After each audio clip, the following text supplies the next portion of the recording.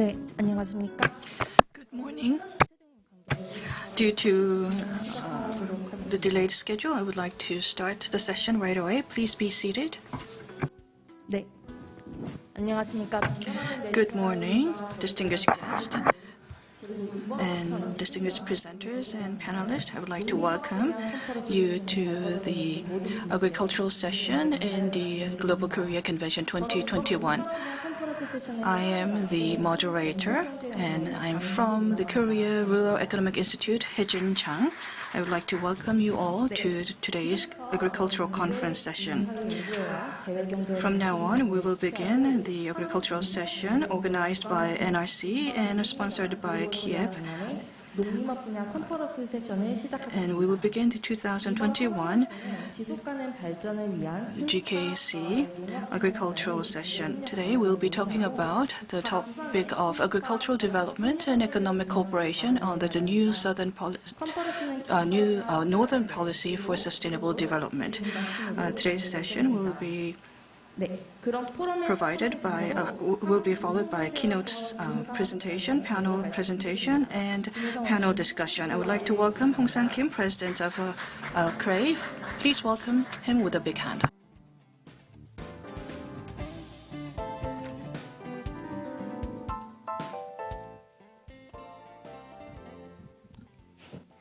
안녕하십니까?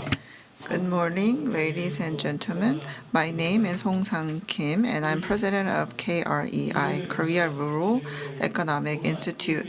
We have responded to COVID-19, which has affected us for almost 2 years, and we are currently in the process of transitioning back to our daily lives. However, we still need to be very cautious. In such difficult circumstances, we are holding this agriculture and forestry session of the second GKC. I thank all of you for attending.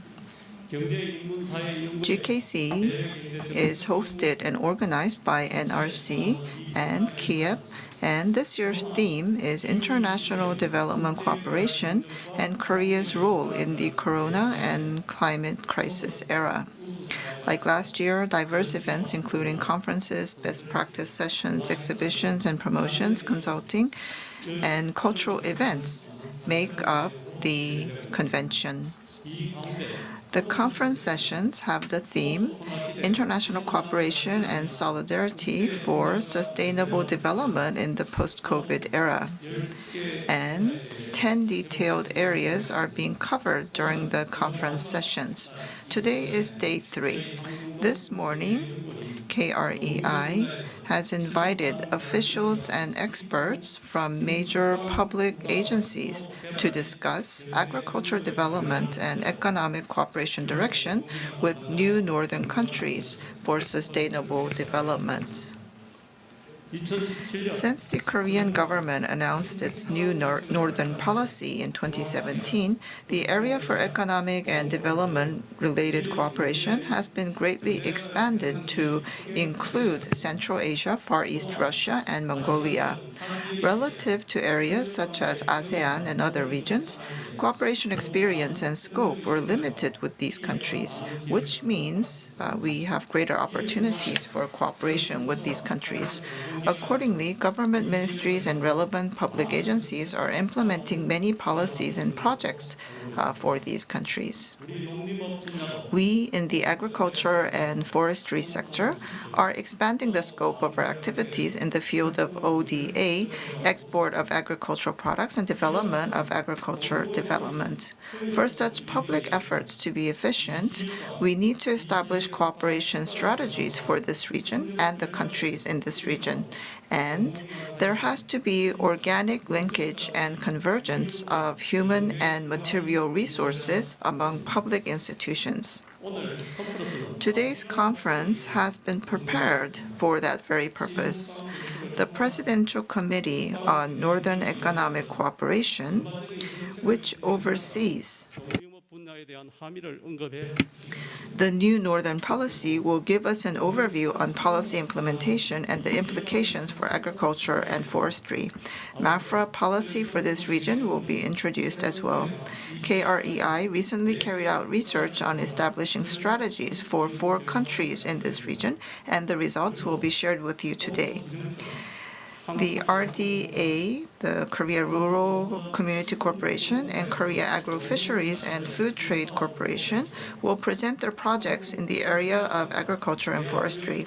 KOICA and KOTRA will present the direction and cases of agriculture-related projects amid the backdrop of grant programs and overseas private investment. Since this is a gathering of many public institutions, rather than having an academic dialogue, today's conference will be more like a round table enabling information exchange and association of different agencies. I hope that via such a format, we will be able to achieve more effective and systematic cooperation with the new northern countries in the area of agriculture. We also have invited Mr. Yang-gu Lee, who has served as ambassador to the Ukraine for many years and has worked with great passion in order to expand and upgrade agriculture-related cooperation in this region. I really look forward to his remarks. With the year coming to an end, I know that your schedules are very busy. I wish to thank everyone for attending this session on behalf of KREI. In spite of COVID-19, export figures of Korea, especially for agricultural products, are greatly increasing. The demand for agricultural ODA continues to grow as well. More private firms are expected to make inroads 활발해질 전망입니다. to overseas territory and find new opportunities. I hope that during today's conference, we will be able to seek direction and measures which can speed up even further the realization of such a future. Once again, thank you for attending both online and offline. Thank you.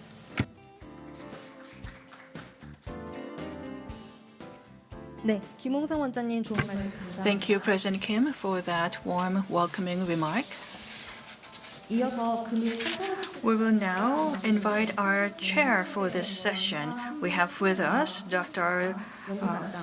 Chang Ho, Head of Research of New Southern and Northern Policy in KREA. Please welcome him with a big hand. 예, 여러분 안녕하세요. Good morning. 경제연구원에서 남북한 In KREA, we are looking into the research for New Southern and Northern policy, and I also covered the North Korea policy research as well. So we have a dedicated organization for this research, and we have prepared today's session. We have relatively short time of being connected when we come up with this topic for the session. So we thought we would link these two topics. When you look at our different overseas projects, we are currently emphasizing the importance of working together across the different ministries and different public organizations. So we're going to introduce some of the project that is being carried out in different organizations so that we can share information with one another. When you look, and if you look at our keynote presentation, we have with us the Presidential Committee on New Northern Policy, as well as MAFRA, as well as Korea Rural Economic Institute, who will be presenting about the different project that is being carried out. And we also have panel discussion, presentation, and we will give 10 minutes each for our panelists. And we also have the former ambassador to Ukraine with us for his opening remark. And if time remains, we will have Q&A sessions. Because there's time constraint, we're going to go into the presentation right away. First, we would like to invite Professor Guo of the Presidential Committee on New Northern Policy. He is joining us through the video conference. And Professor you have 15 minutes.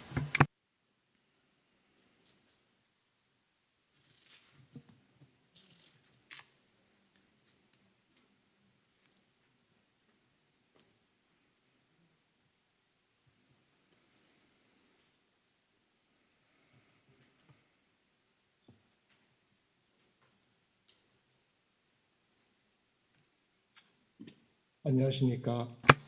Good morning. I am Ko professor of Hanyang University. First of all, I would like to extend my gratitude for inviting me to this meaningful event. Today, I'm going to talk about the current status and evaluation on the new Northern policy.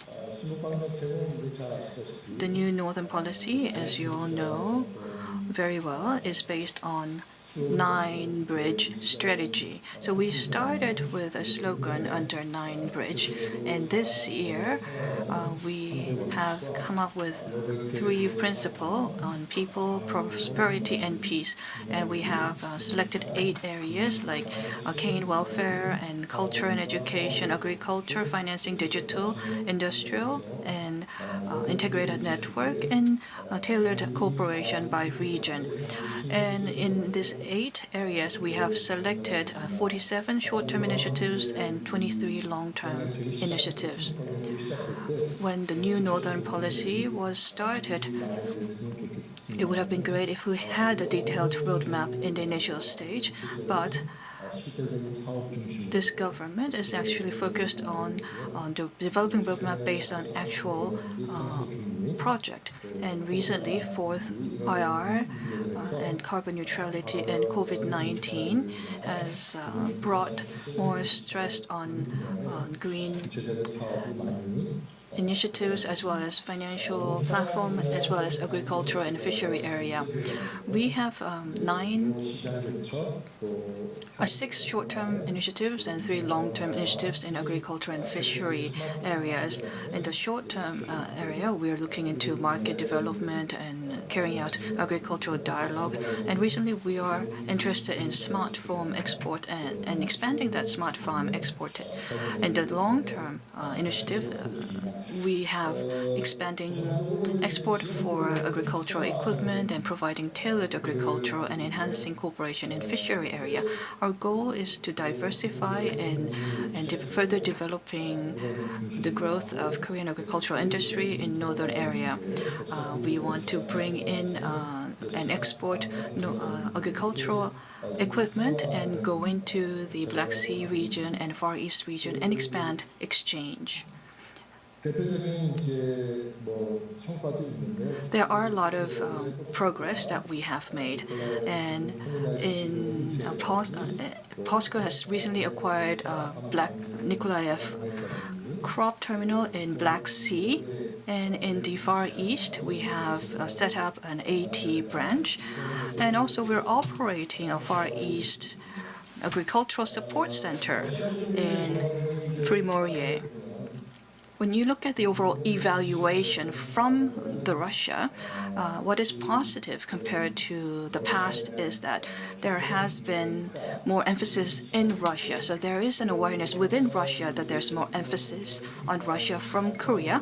And this administration is coming up with very detailed business programs like 9-bridge. And we have an organization dedicated to pursue this. So we have a systematic support system on the ground for Russia. And according to Russia, because we have a flexible North Korea policy, and Russia seems to believe that we are more flexible in coming up with our policy. So there has been some positive feedback. And one of the, however, negative feedback was Russia tend to evaluate the progress of these projects based on 9-bridge. So coal gas is not participating in the LNG project, and they're also looking into why Korea is not looking into the North Korean project. And and this margin business was actually sanctioned by UN. There has been heightened interest in Russia, but because of the sanction, we were not able to participate in the project and for Najin Hasan project. And Korea is not participating in the Russian sanction, but we are affected by the sanction, however. Especially, the Korean companies tend to overestimate the risk of investment into Russia due to sanction that is in Russia at the moment. So what Russia would like to see is that they want to enhance financial cooperation by implementing Korea-Russia Investment Fund, and Vladivostok, Nahoska, and Pervopasrovsk, Kamchatsky was emphasized to open up the Arctic route for the sea. And they're also expecting us to return to the Najin Hasan business. The 5G business of Samsung going into Russia is currently being delayed, but they're also looking into how China is doing. Because China project is delayed, they would like to have Samsung enter the area of 5G, and they're also looking into cooperation between North Korea, South Korea, and Russia, cooperation in education.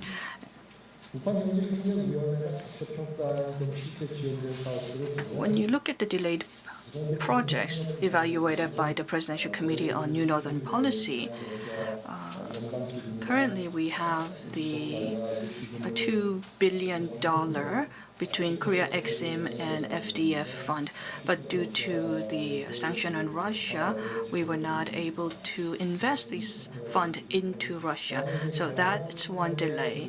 And for the misconnected or missing link between Seoul and Wonju, or Gyeongwon route, is not being connected at the moment, and the project is being delayed.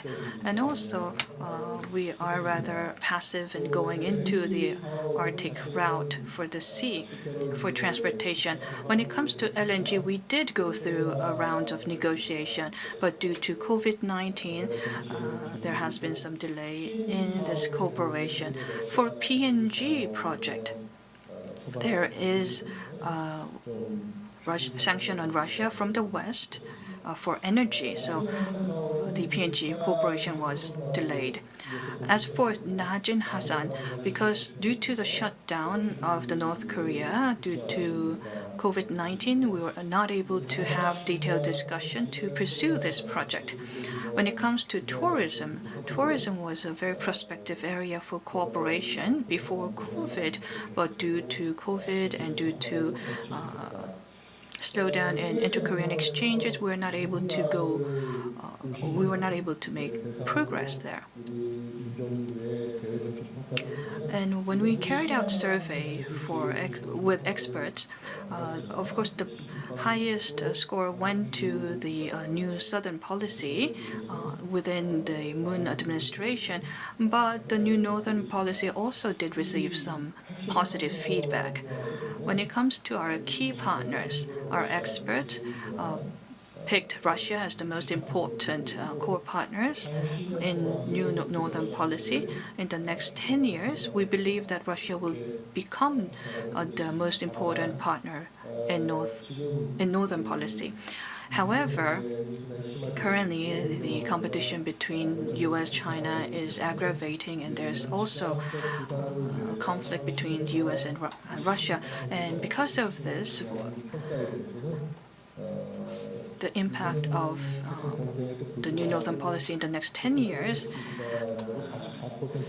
is the following. 44% said that the new Northern policy will be effective amid U.S.-China competition, but 36 also said it will be difficult.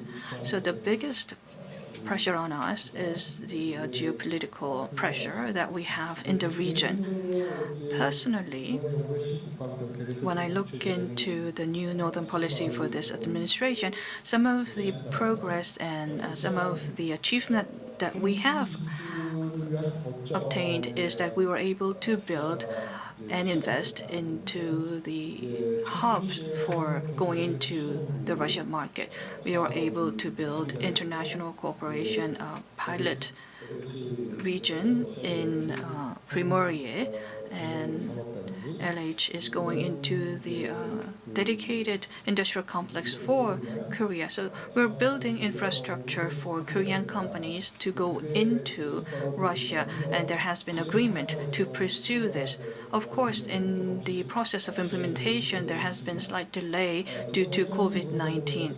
And secondly, within this government, we were able to expand the communication channel for cooperation, especially the recently held Korea-Russia Regional Cooperation Forum is encouraging because we have expanded our discussion to regional and municipal government. And tomorrow, we're going to have the Northern Forum with key leaders participating in the forum, and we're going to have high official Korea-Russia discussion committee, which was already held. So in terms of implementation, there's much to do, but we do now have a foundation for financing and cooperation to share our innovation.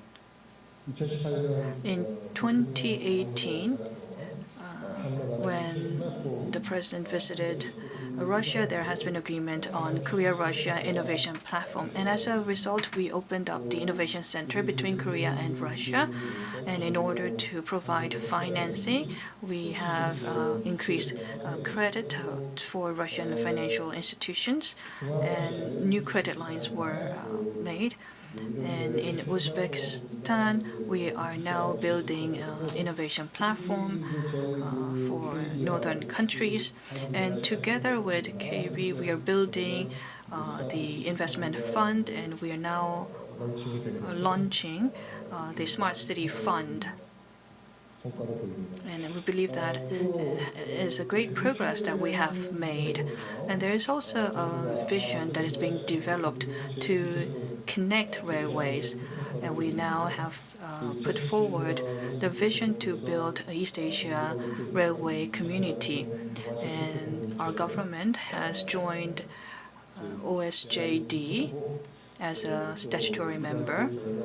And as a part of that, we now become a member since 2018. There has been a lot of agreement,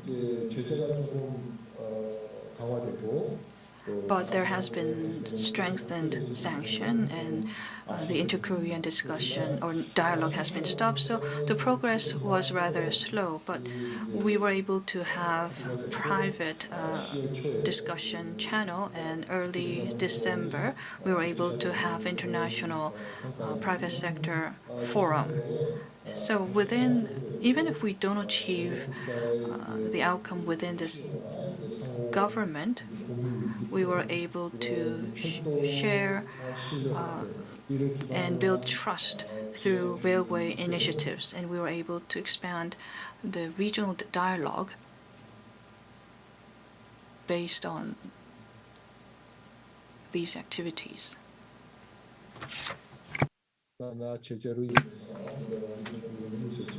But although the sanction had slowed down some of the progress, but when you look at the progress, we have seen a strong commitment from this government to pursue the the northern policy.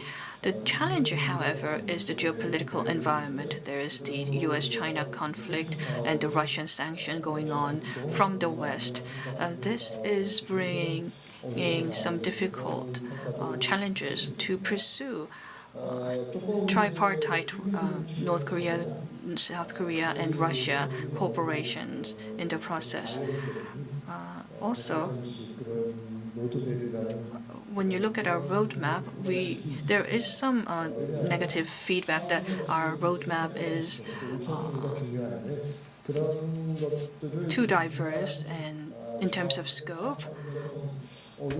And it was very difficult to identify how we can invite a private sector to participate in certain projects. So when you look at the overall strategic direction, there is increased pressure from geopolitical situation, and because of the U.S.-China competition, there's a restructuring of logistics, and we're seeing rise of neo-protectionism, and as a result, it's not easy to solve the problem and on the Korean Peninsula, and we need to change how we have carried out economic cooperation. The new Northern policy, I believe, will contribute in overcoming such difficulties and to alleviate geopolitical pressure. We want to promote multilateral discussion within a smaller region, and for instance, buying energy club or energy network between two Koreas and Russia could be built, and we can expand this kind of cooperation in the region.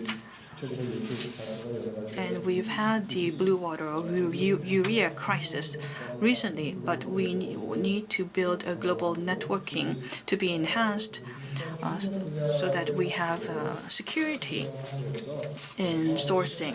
We also want to select core cooperation areas to increase implementation. Also, we want to build Northeast Asia Economic Community. However, during the U.S.-China conflict, there is not much choice for us to implement in the region. We want to strengthen our alliance with the U.S. while also maintaining good relationship in the region. But that has been very challenging, and we have been strengthening regionalism and networking in the process. But the Northern policy can give us an opportunity to hedge our geopolitical risk and allow us to lead in the region. That will, in turn, reduce the overall pressure on the geopolitical situation. We have seen a lot of opportunities and risk in the process. One of the opportunity would be increasing demand of development, and another opportunity is that digital and Green New Deal could be expanded in the process.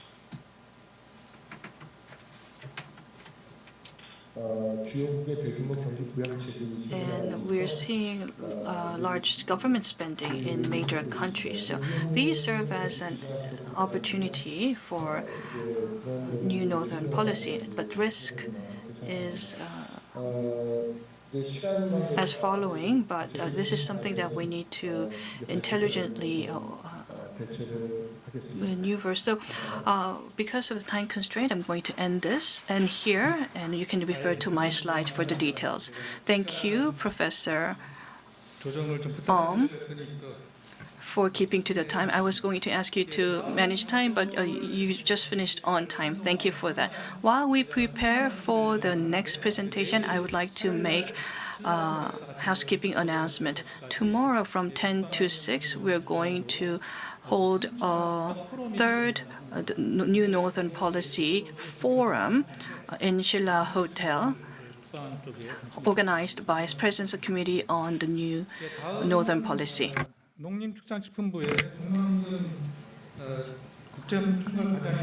The next presenter is Mr. Nam Song, who is Director of the General Division of International Cooperation at MAFRA. Yes, good morning. My name is Nam Song. I'm from MAFRA. And the first presenter actually explained a lot of the details, so I think I can skip some of my content. I would like to talk about the current status of the new Northern policy in the agricultural sector, and I would like to give some of my opinions as well. So this was already covered, but this is the framework of the Korean government. And I became a civil servant in 1991. And in the beginning, well, FK started at the time, and future development direction was very important at the time. And we benchmarked what the U.S. was doing, and we talked about direction. And then I went abroad to studies, and after 2010, well, the Korean-U.S. FDA was already concluded, and we were just talking about agriculture itself, not about the future of the agriculture sector. And of course, I went to OECD meetings, and since I came to the current division, I find it quite interesting because in the past we were planning for the future of the agricultural sector when I first began, and now I see that trend is back. And I think there are three reasons behind that. One is that we have become much more richer. Our GDP has trebled during that time period, and per capita GDP has increased greatly as well. And so many other nations are now trying to benchmark ROK, and I see there's a lot of demand for bilateral cooperation. And since we are much richer than in the past, many countries ask us to provide ODA. And secondly,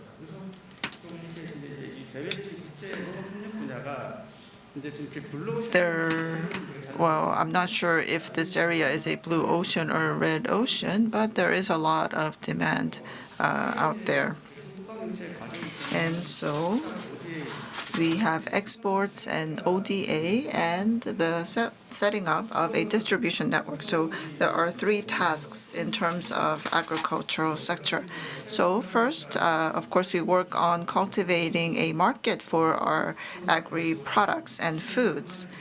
And nowadays we have many marketing happening online, and you can see that the export figures are up. And you need to take a look at the amount of fresh foods and the processed foods. And most of the increase in exports has to do with processed foods, not the fresh foods. And of course, there was talk about fertilizer and also smart farm export, especially to Russia. And I think this was touched upon earlier. And we are currently having business dialogues with Russia and other countries. And you can see that we have many business talks and MOUs and many export contracts. And this is the third item. And here we're really specializing in using information technology. And this has to do with exporting smart farms. And I was in charge of exporting smart farms and agro machinery and equipment. And what is key here is we should look at the last line, the results. We have a demonstration greenhouse of about 1 hectare, and we have worked on this with the government of Kazakhstan. And so this is a demonstration site, and it is established in a national university in Kazakhstan. So we can showcase our technology and also our equipment and facilities. And of course, we participate in exhibitions and provide support for such participation. Next has to do with variety. And we have what is called a golden seed project. And we always work on improving our seeds and varieties, and we export them overseas. And in the new Northern policy countries, we work on potato. And in the northern area, potatoes are a staple food, so we export a lot of potatoes. And we also work on registering varieties for onions. And we established a bridgehead for exports. And next, well, previously I talked about providing a platform for exports and working on businesses. And number 5 here on this slide would be to expand exports for agri-machinery and equipment. And of course, we carry out certification for our agri-machinery. Next is ODA. This is the second part of my talk. And of course, we are working on agriculture-related ODA. And for Mongolia, well, you can see a picture here. And we are working with the National Veterinary University. And we have a 3-floor animal medicine center. So we're building that. And on the right, we have Uzbekistan. And of course, Uzbekistan is a very important country for Korea. And we have continued to cooperate.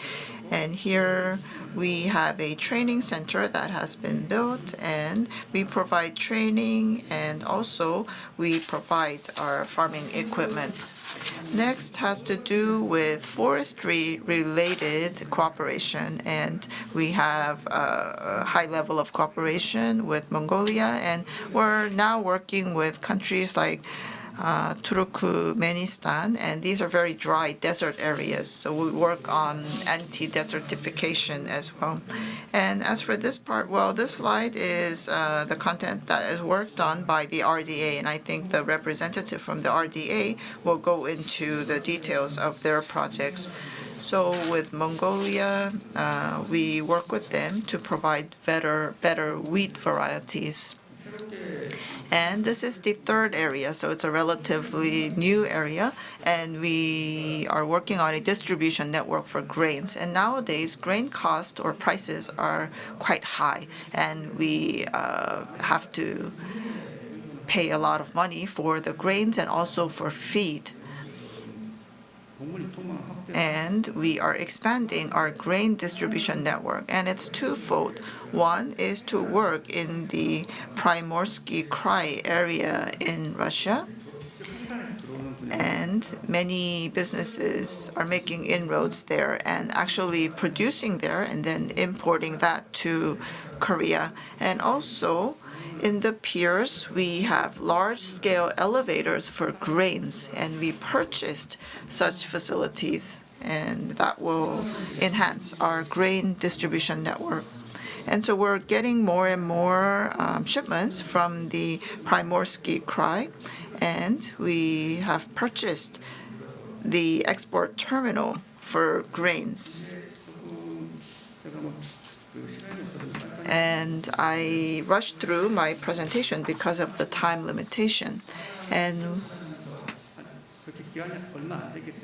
I am new at my current position, so I am still unclear as to what I really need to do. And I believe there will be more and more projects, and I really have to decide what our future direction should be. Because in case of Korea, well, Korea is a rather small country, and arable land has decreased 20% in the last 2 decades.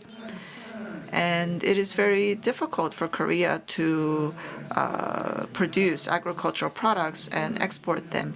However, of course, I'm from the countryside, and I have worked in Mafra for 20 years, and I have benchmarked many foreign cases. And when I was overseas, well, there was a delegation made up of officials in Mafra, and we visited many countries, many European countries, and we tried to learn from them. However, I think the tables have turned, and now we are trying to deliver our knowledge to other countries. Of course, we still benchmark Japan because we still have a lot to learn from them.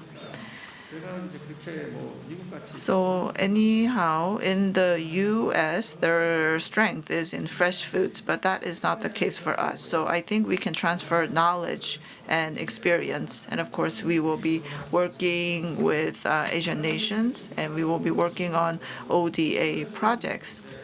And they welcome the facilities that we can build for them, but then they really need to maintain that facility well and utilize the facilities well. So it turns out that we actually have a lot of knowledge accumulated as to how to efficiently run these facilities. And when we look at what these other countries are doing, we get the feeling that it's not going to go well. And we know that from the knowledge that we have and from the experience that we have. And so these other countries are trying to benchmark Korea. But we are used to being a fast follower, and we tend to think that we need to learn from others. But actually, we need to realize that the tables have turned, and we are now in a position to transfer knowledge to others. And of course, the national interest is very important. But we have to think about how much emphasis we're going to put on national interest. And I was recently in a meeting, and there were representatives from the Ministry of Foreign Affairs. And the comment that I hear very often is that, of course, these are people from other countries, and they're saying that Korea is not interested in true partnership or companionship. They're just after national interest. So there are such criticisms. And Russia is emphasizing exports because of climate change. The climate is becoming warmer in Russia, making it favorable for farming. And since they believe that we're a very affluent country, Russia is trying to export a lot of their produce to Korea. And I think we have to think about how we're going to cooperate with countries like that. Thank you. 예, 송남근 과장님 감사합니다. Yes, Director Song, thank you very much. You have talked about the numerous projects carried out by the public institutions. And you have talked about the Smart Farm package export project with Kazakhstan. And there were many articles on that last week. And also with Vietnam, of course, we are engaging in new projects, and these Smart Farm package business is now newly approved. We have with us Dr. Won-gyu Cha of KREI. We're now going into the details to talk about how we're cooperating with different countries. Good morning. My name is Won-gyu Cha with Korea Rural Economic Institute. Today I'm going to talk about our ODA strategy with Ukraine, Mongolia, Kyrgyzstan, and Tajikistan. First of all, before I begin, I would like to talk about the background and objective of the strategy development with these the new northern countries, and what are some of the key cooperation area. And I'm also going to talk about how we have developed strategy. And I'm also going to end with the core cooperation area in ODA in these four countries: Ukraine, Mongolia, Kyrgyzstan, and Tajikistan. This is the background and objective of our strategy. When you look at our ODA in agriculture, Korea in 2010 had 1.3 trillion won in budget. In 2020, after 10 years, we have grown that ODA budget by 200% at 3.3 trillion won. And at Mafra and Koika, the ODA resource into agricultural area has grown significantly. Mafra started agricultural ODA in 2006 with $400 million, but today it's 88.9 billion won. Koika started with 800 billion won in 2019, but among these amount, 11.7% or 88.4 billion won is going into agricultural and fishery area. So when you look at the overall ODA amount, just as healthcare and different areas, agricultural is also thought to be a very important area. As we have seen growth of ODA, the government is developing the basic plan on ODA to select key or core partnering countries and key partnering programs to pursue effective ODA. But when it comes to agriculture or rural area, the strategy to date has not been detailed out. It was rather ambiguous because when you look at the core areas, it has been road, environment, and healthcare. But agriculture was included in the regional development, so it was under a bigger umbrella in terms of its concept. And we recognized that issue within Korea Rural Economic Institute, and we recommended that we need a very detailed strategy that is tailored to different regions. So starting in 2018, we started the ODA strategy research by different working countries. Our chair started that study in 2018, and we started thinking about where we should select as a key cooperation area and key partnering countries. And for key partnering countries, we went into how we're going to select the areas for cooperation, and we developed a guideline for that. But let me go through how we have carried out that strategy development research. We have about 5 categories here: government policy, the general development need and agricultural development need, and the situation in the recipient or partnering countries and different businesses. We came out with different strategy in the category, and by category we selected key criteria. For instance, within government policy, we looked into whether it was included in CPS, and for general development, we looked into the elementary school graduate rate, and in agricultural area, we looked at the agricultural sector versus GDP and how much fertilizer is being used, for instance, is used. And in terms of weighting different criteria, we used expert analytic hierarchy process. And based on these process, we were able to shortlist some of the core partnering countries. We have about 143 countries under Development Assistance Committee list under OECD, but we selected 19 countries based on the screening process in the areas of agricultural sector. Having said that, we have shifted the plan in 2018, and in 19 we selected Nepal, India, and Ghana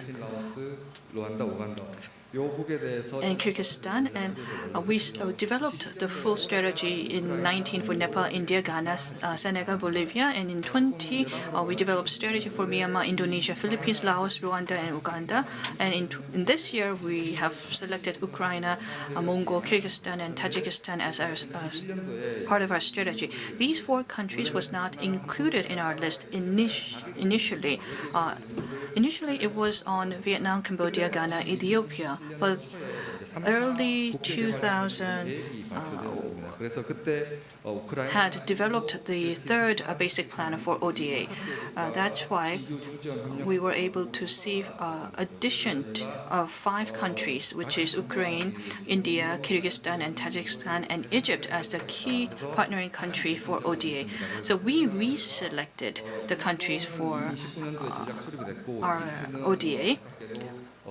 So we selected 4 countries, but Egypt was unfortunately not included in our country list. So this year, we're now working and developing a strategy for Ukraine, Mongolia, and Kyrgyzstan.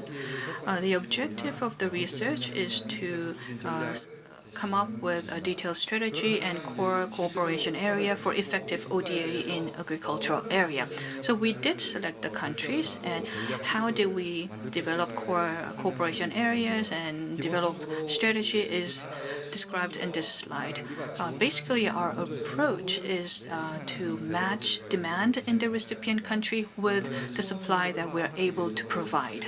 In order to understand demand, we applied a scientific framework to understand the situation. We try to understand the current policy and the current agricultural policy in the country. And in order to understand challenges and issues in the partnering countries, we work with the research centers in the country to analyze the value chain in agriculture sector. Not just in Korea, but we looked into international organization and other advanced countries' status on supporting our partnering countries. 해서 저희가 수요를 기본적인 농업 개발 So these were activities regarding understanding demand for our partnering country. And in order to meet that demand, we looked into what we can provide. So we went through the process of matching demand with supply. So where do we have the competitive advantage and where do we have expertise are the areas that we reviewed. And in 2020, we have developed a Korea ODA program, which is 20 program in agricultural and fishery area. So we selected 20 areas that Korea is good at. And we try to link these 20 areas with the demand in the partnering countries. And we heard from the previous speaker that it's important to have cooperation with the private sector. So we did carry out an interview with the private sector who are in the market, and we try to match that need from the Korean companies with the partnering country. So for Ukraine, these are the strategies that we have developed. So when you look at this graph, this is how we did the matching process. So we did the demand analysis. That's on the right side, and the left side shows the expertise that we possess in Korea. Based on this matching process, we were able to select up to 3 or 4 core areas. For Ukraine, we focused on creating value addedness in food processing, also building production foundation to improve productivity of crop harvesting, and we also focused on government capability building by developing agricultural policy. And underneath, we have a detailed action plan. Due to time constraint, I can touch upon how or why we have selected these areas as the core partnering area. Mongolia is the same. When you look at our key initiatives, we focus on livestock and we try to diversify vegetable food, and we also want to help in developing and storing food crops. So accordingly, we focused on developing livestock technology and exporting livestock, and also providing and transferring technology for vegetables, and building infrastructure, as well as developing forestation resources. These are 4 areas that has been selected. For Kyrgyzstan, we looked into productivity enhancement for building agricultural infrastructure and supporting farmers and government capabilities, and also we have selected supporting horticulture and fruit crop diversification. As for Tajikistan, we looked into the irrigation improvement and horticultural crop improvement and soil management are selected as the key initiatives. And we also were able to identify some common factors. Irrigation and the farm production infrastructure are something that we needed to improve, especially for new northern countries. Mongolia and Tajikistan and Kyrgyzstan has grazing going on. They did migrant farming, and they only settled in the modern area. So in terms of understanding agricultural technology, there was a lot of improvement that we were able to identify in terms of land arrangement, not only irrigation, but land arrangement and environmentally friendly agricultural practices are something that we can support with. And because they needed to migrate. Of course, it was driven by climate, but their staple food is wheat and meat. They needed more vegetables in terms of balancing their nutrition. So if the climate does not help, we can also provide smart farming technology to support and to improve their nutrition. With that, I would like to end my presentation. Thank you for listening. Thank you, Dr. Cha, for your presentation. This report will be released in January, and it will be disclosed to the public, and you'll be able to read about the rationale and the reason for selecting key initiatives for these countries. 이제 각 기관 We will now move on to the panel discussion, and we will be hearing from different agencies and institutes regarding their ongoing projects. Time is very limited, and so I would like to ask you to be as brief as possible and to not exceed 10 minutes. And so we have representatives from the RDA, the Korea Rural Community Corporation, AT, KOICA, and KOTRA. Good afternoon. My name is Hwang, and I'm from the RDA. My name is Seongsu Hwang, and I would like to thank you for this opportunity to present on what we are doing at the RDA.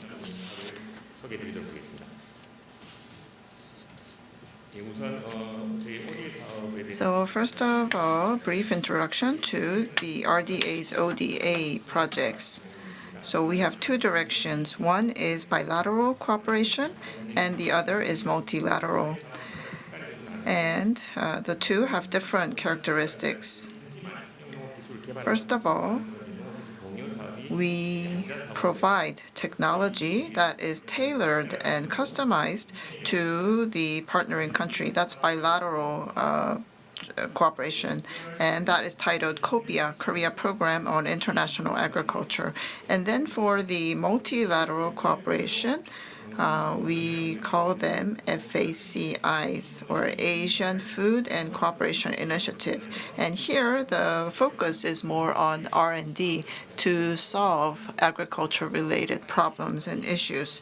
So we have AFACI, CAFACI, and CORFACI, so for 3 different continents, Asia, Africa, and Latin America. And as I said before, we have COPIA project, and we carry this out in 25 nations. However, today we're focusing on new Northern policy countries. And so I list Uzbekistan and Kyrgyzstan and Mongolia. And so I would like to talk about just these 3 countries and what kind of projects we're doing in these 3 countries.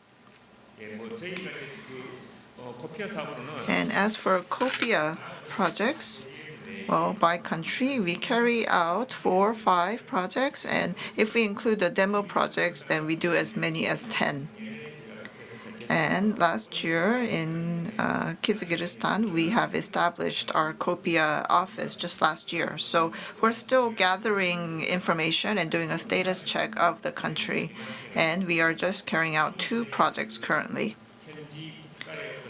And we are trying to train and educate farmers in the partnering countries. And so that is why we have training sessions by invitation, or we dispatch experts to these countries, and we also try to train global talents.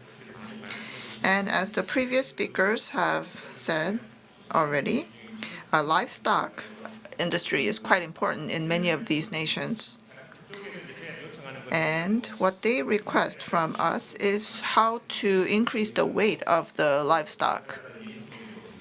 And of course, we need crude feed, and we also need specification technology. And so we need to strike the right balance. And we carry out numerous projects. And as for food, we work on potato and wheat and rice, and so we work on cultivation technology and also improving the variety. And of course, nowadays, everyone is interested in balanced nutrition and the health level of the people. And so we try to bring Korean varieties to these countries and try to carry out adaptation. And this is the FACI projects, and this slide has to do with AFACI. And so we work on genetic resource management and also organic farming. And here we focus on R&D, and we want to develop technology that can be helpful to many different nations. So some results. For Mongolia, we selected a superior wheat variety. And as a result of our project, we were able to really improve the wheat varieties that are used for farming in Mongolia. And we have what is called a IPAS, and they produce breeder stock and pure breed in this institute, and we were able to support them. And through such efforts, we are now able to use this improved wheat variety in 45% of their wheat farms. And we also work on TMR to increase productivity. And actually, our head of COPIA received the Foremost Agriculture Worker Award in Mongolia this year, and this was the first foreigner receiving this award in Mongolia. And this slide has to do with selection of the onion and tomato varieties. And after the selection, starting from end of last year and this year, we have these varieties registered. And we established a soil information system. And the farming condition is very different depending on which area you are in, even though it is the same country of Mongolia. And we believe that this information on soil would be very important. And as for Uzbekistan, livestock industry is quite important. And we applied technology related to the total mix ration, or the TMR. And the country wants to work on breeding better cows, and we are preparing to help them in a systematic way on that front. And also, we need to do a better job of training the leaders in farming. And we want this to happen systematically in this country, so that is why we provided a lot of support for that. And also, we had the Afasi General Assembly, and Uzbekistan will probably be approved as the 14th new member next year. And new members are welcomed in only when there is unanimous agreement to adopt or accept this new member. Next, for Kyrgyzstan, they have a heavy emphasis on livestock farming, and also they produce a lot of apples. And so we worked with them carrying out projects on how to process the bumper crop of apples. And this is cooperation with other ministries and other entities. So we cooperate with many relevant industries and also the private sector. We are, of course, working with the RDA. And when there is infrastructure investment made, then we are able to adapt a lot of the functional aspect or the technologies.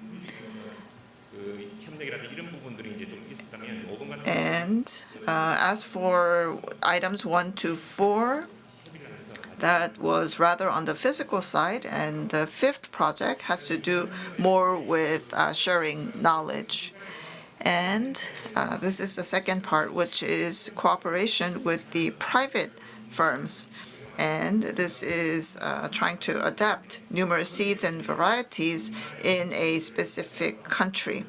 And so we would bring the seeds from the Korean Seed and Variety Service and the Korean Seed Association. So many seeds are out there, and they're being tested in the foreign soil.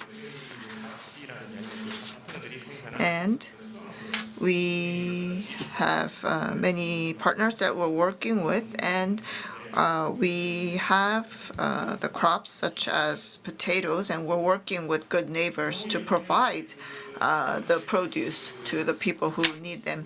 These are our future plans. So we have many ODA projects, especially on greenhouses, and we had many projects that we carried out, but there was criticism that the results were not that great, and they fell low compared to expectations. And so we have this strategy, 1C, 1P, which stands for one country, one product. And we're working on customizing our projects and strategy to fit the partnering nation. And of course, the projects that we carry out has to be in line with the strategy of the partnering country's policy. And so that is why we really need to study the farming policy of the partnering nation so that we can be more efficient when we carry out projects. And of course, we carry out cooperation among the relevant ministries. And by doing that, I think we need to work together from the very beginning, from the planning phase. And we really need to utilize our expertise and to find the right projects. And I want to emphasize the second bullet point here. So we have the WF program. We're working on water and food. And the last part has to do with processing and distribution of the produced produce. And on that last step, we really need to work with the different entities. And this is a repeat. I mentioned the soil database, soil map once again. And this is a system that will enable us to take full advantage of the knowledge that we have. And once we gather data and information, we try to provide this to the other relevant ministries so it can help them as well. That is all. Thank you. Yes, thank you very much, Mr. Hwang. 러시아 영농지원센터의 Next is Director Seok-Hwan Lee of the Korea Rural Community Corporation. He is joining us through the video conference, and you have 10 minutes for your presentation. Good morning. My name is Seok-Hwan Lee of the Korea Rural Community Corporation, and I am part of the Russia Far East Agricultural Support Center. Today, I would like to talk about the Far East Support Center business and activities and the current status. I'm going to highlight key activities that is carried out by the center. Today, the internet connection in Incheon is not good, so please project my presentation onto the screen on my behalf. This is my agenda. I would like to talk about the objective of the Far East Support Center and the current practice as well as current achievement. Please move on to the next page. Our center was established in November 2013 as a result of the Korea-Russian summit to promote cooperation in agricultural center, and we have set up the Agriculture Support Center. And as part of the Northern policy, we also have set up this center to support companies to go into Russia and to promote government cooperation and to build network. And the name was changed from Agricultural Resource Center to the Far East Support Center. This is our key activities.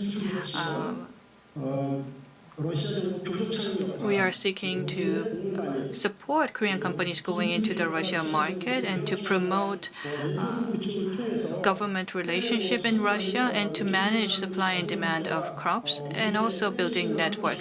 And by doing so, we want to secure a future of crops and food.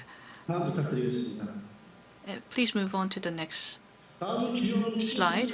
Next is on the key activities and achievements that we have been able to build to date. We are helping many Korean companies going into the Russian market. We're providing legal and the market advisory and consulting, and for existing Korean companies in the market, we are dispatching agricultural expert to support weed control and pest control, as well as the management of agricultural devices.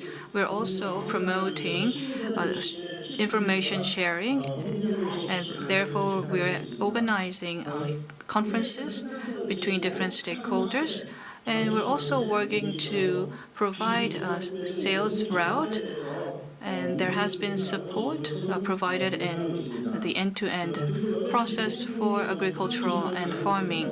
We're also visiting farms to talk about quotas and customs involved and tariffs involved for agricultural products. And we also provide feedback to the Russian authorities from the Korean companies in Russia. Next, I would like to talk about the current status of Korean companies in Primoria region. From early 2000, these are the agricultural companies. And until 2019, there has been about 10 companies. But due to COVID-19 crisis and also due to local environment, only 7 companies remain in the region. As you can see on the graph and the map, on the west side, we have companies in Hassan area, close to Tuman River. And as you can see, there is also many companies in the east side. So these distribution of companies is rather broad. These are the areas secured by Korean companies, which is 55,264 hectare. This size is about a third of Seoul city's size, which is quite sizable. Going to the next slide. And in 2020, this is the harvest crop. We have about 63,000 ton, and bean is 28,000, and corn is 23,000. These two crops take up most of the harvested crop volume. And this is the imported crop from Russia. We have about 141,000 ton. And when you look at different breakdown by crops, corn is 13,000 ton and corn is 25,000 ton. These two crops again take up most of the import. And when you look at the overall bean import into Korea, as you can see, the volume is increasing year on year. This is the general status of Russia and the Primoria region. As you can see, Russia is composed of 8 provinces, and the land size is about 78 times larger than Korea, encompassing about 170 billion square kilometers. Most of them are in the agricultural sector and living in rural area. When you look at their total land size compared to this is the total land size, and the agricultural land is about 385.5 thousand square kilometers, and 50% of their land is used as an agricultural farm.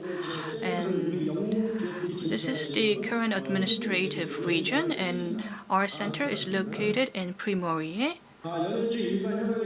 This is the overall status of the Primorie province. The precipitation is 600 to 700 millimeters. The average temperature in the coastal area is -12 to -14, and inland could be as cold as -27. During this period. This is the total size. Their size is about 165 billion hectare, 1.6 million hectares, and the actual arable land is about 450,000 hectare. Their total population is 1.8 million, and among which 1.4 is farmers. When you look at the total arable land, it's 400,000 hectare, and among which bean takes up 68.9%. And most of the crops are farmed based on non-GMO crop. And the total production is 768 million ton, and among that 50% is bean, which is 387 million ton. The bean production is gradually increasing year on year. Next, most of the crops produced in Primoria region is seeded in early April to late May, and their harvest in October. So this time of the year, many of the Korean companies will be harvesting their crop. And this has been the status of the agricultural activities in Russia. And next is on some of the information to help those companies trying to go into Russia. The way to secure land is you can purchase or you can lease the land. Lease is about 10% of the actual land price, and for private land, the land price is different across the situation, and about 100,000 to 40,000 ruble per hectare is the land price. Recently, there has been a case where the land in Uz-Risk area, which was traded at 40,000 ruble per hectare, but it depends on the land type. You can set up an entity as a corporate or as a single entity. Most of the companies in Russia from Korea is a form of incorporated entity. And in August 2018, we have a new agreement with the government to have tax exemption, and many Korean companies, 5 of them actually, is doing business in the leading development region that has been set aside from the Russian government. And also, the new law of Federation Act on the free port in Vladivostok was issued in October 2015, and the Vladivostok is therefore being nurtured as the key hub port in the region. These are some of the relevant institutions regarding agriculture, and this is just for your reference. These are some of the photographs of Korean companies doing farming in the Primoria region. And last but not least, in our center, as part of the new Northern policy, we're trying to build actual use cases, and we're doing our utmost best to build a foundation for future agricultural development. With that, I would like to end my presentation. Thank you. Thank you very much for that presentation. I know amid very challenging time, it seems that you're making much progress. I was afraid that we might get a static sound, but the sound quality was actually great. Next is Son Young-kang from Korea Agro Fisheries and Food Trade Corporation will present. Good morning, my name is Son Young-kang. I'm from Korea Agro Fisheries and Food Trade Corporation. Thank you for the invitation. I would like to talk about strategies for expanding export of agri-products in the new Northern policy countries. And the market currently is not very big, but I think we have huge potential. And I look forward to your comments. So first of all, I would like to talk about some background information. Why are we focusing on the new Northern policy countries? As you can see in the graph, you can see that export of our agri-products have increased over the years. And it's 7.6 billion, and the numbers look very healthy. And if we include fisheries, I believe that in November of this year, we will be able to achieve 10 billion probably. And if we consider the farming condition in Korea, this is quite a substantial number. However, if you look at our export structure, actually, the focus is mainly on top 3 countries, and the portion taken up by the top 3 countries, Japan, China, and the US, is on the increase. So if there are limitations to exporting to the Japanese market, or if we have SAD-related issues with China, then we are directly impacted. And so it is not good to have all our eggs in just these three baskets.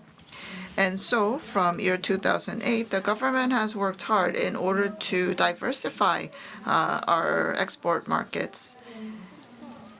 And you can see that as of last year, our exports to new southern nations, our produce and food export actually exceeded the export figures to Japan. And so we should be focusing on the southern countries and also the new northern policy countries. And so we need to consider the potential of these markets, and we believe that the future looks very promising. So what should we do? So we had the private sector, the public sector, and the academia gathered together to try to come up with strategies. So we know that there is a need to enter this market. There was a consensus there. However, the conditions were not very favorable for us. So logistics was the biggest problem. So we have mega hit products like choco pie or doshirak, instant noodles. However, still, we have many weaknesses. However, we have the Korean wave that is working for us. And so there are many opportunities for us as well. And so we did a SWOT analysis and we came up with a strategy. So we have the export goal for this year for agri products, and it is $300 million. And we have these 4 strategic actions that should be taken place. So I would like to go into the details regarding these 4. First is to promote strategic product for the new northern policy countries. And so we have ginseng products, for example, for the middle class in Moscow, Russia, and strawberries for Far East Asia for gifts, and also vegetable seeds for Central Asia. So we have different strategic products for the different countries or regions. Also, we should allow the business participation of large firms and SMEs. And we can carry out co-marketing of the SME products when we sell the products made by the large firms. And this is the second strategic task, and this has to do with logistics. And this is not an easy problem to solve. So as much as possible, we're trying to have a common warehouse or logistics center, because that will bring down cost. And we had a demo project last year regarding this logistics center, and we used a regular ship that goes from Busan to Vladivostok, and if needed, we can prepare a warehouse in the port area. And there was a lot of demand, and many people talked about problems and the need for such a system. However, when we actually carried out this demo project, it turns out that the storage condition of the different products are different, and we have to worry about contamination. And also, the firms were concerned about disclosing the cost of their products because they were being shipped together and they were sharing the shipping documents together. And so it was very difficult to actually have the firms come on board and participate in this project. And so we have stopped that project, and we believe that we have to rethink the direction of this project. And so making the shipment together is rather difficult, but it turns out that if we can share a storage system, that is a bit easier. And so we can work with buyers who import the Korean products, and we can also work with the exporters. Also, there is a big demand for ready meals in these regions. So we will be working on export of these projects in the future. Next has to do with the promotion and marketing. And we have large wholesalers and retailers, and we can work with them to have antenna shops that are exclusive for K-food. Also, we must utilize the online shopping malls. And we have worked with Ozone, which is a major online shopping mall. Also, we need to create a boom for consuming K-food, and we really need to promote our K-foods. And that is why we had many events. So we crossed Russia on the railway, and we wanted to promote K-food.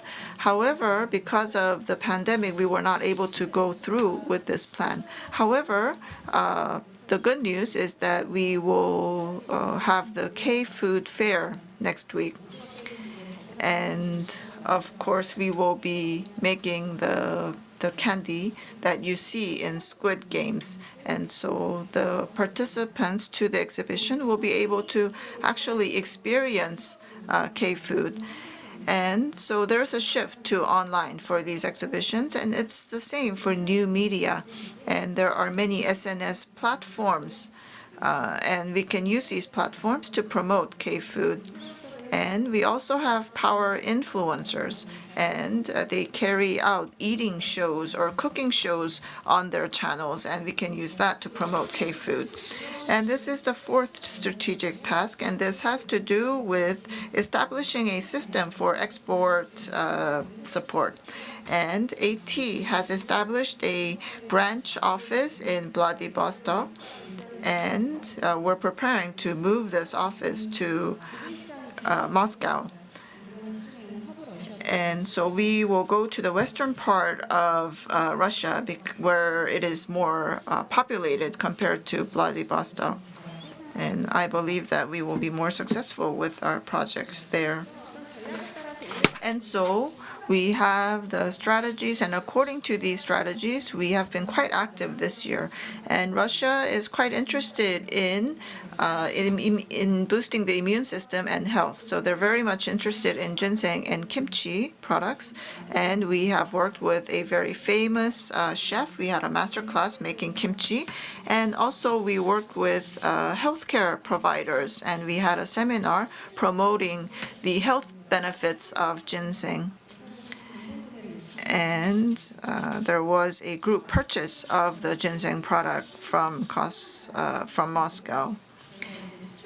And also on the bottom right of the four pictures, you can see a website for K-foodies, and housewives, people in the food industry can give comments about the packaging of our products, and they can also give feedback and comments on the taste of the K-foods. And this is a Korean page, a page for the Korean products on an online shopping mall for food. And so we're starting out small, but I think we will be able to expand on these platforms as well. So some numbers, as of October, you can see that the export of food and agricultural products is $260 million. And you can see that the numbers are quite big, and you can check out the numbers for Russia, Mongolia, Kazakhstan. And so you can see that the number is growing nicely in all these different countries. And of course, you may think this is the impact of the pandemic. However, if we compare to the figures that we had before the pandemic, you can see that the numbers look very healthy. And so, as I said in the beginning, the new Northern policy countries are our future markets, and we will work hard at AT so that we can utilize this market as soon as possible. Yes, thank you very much. in spite the pandemic, export is increasing greatly in Korea, and actually in the lead is the export of agricultural products and foods. So that's the information that I have, and I think it is because of the efforts by AT. Thank you.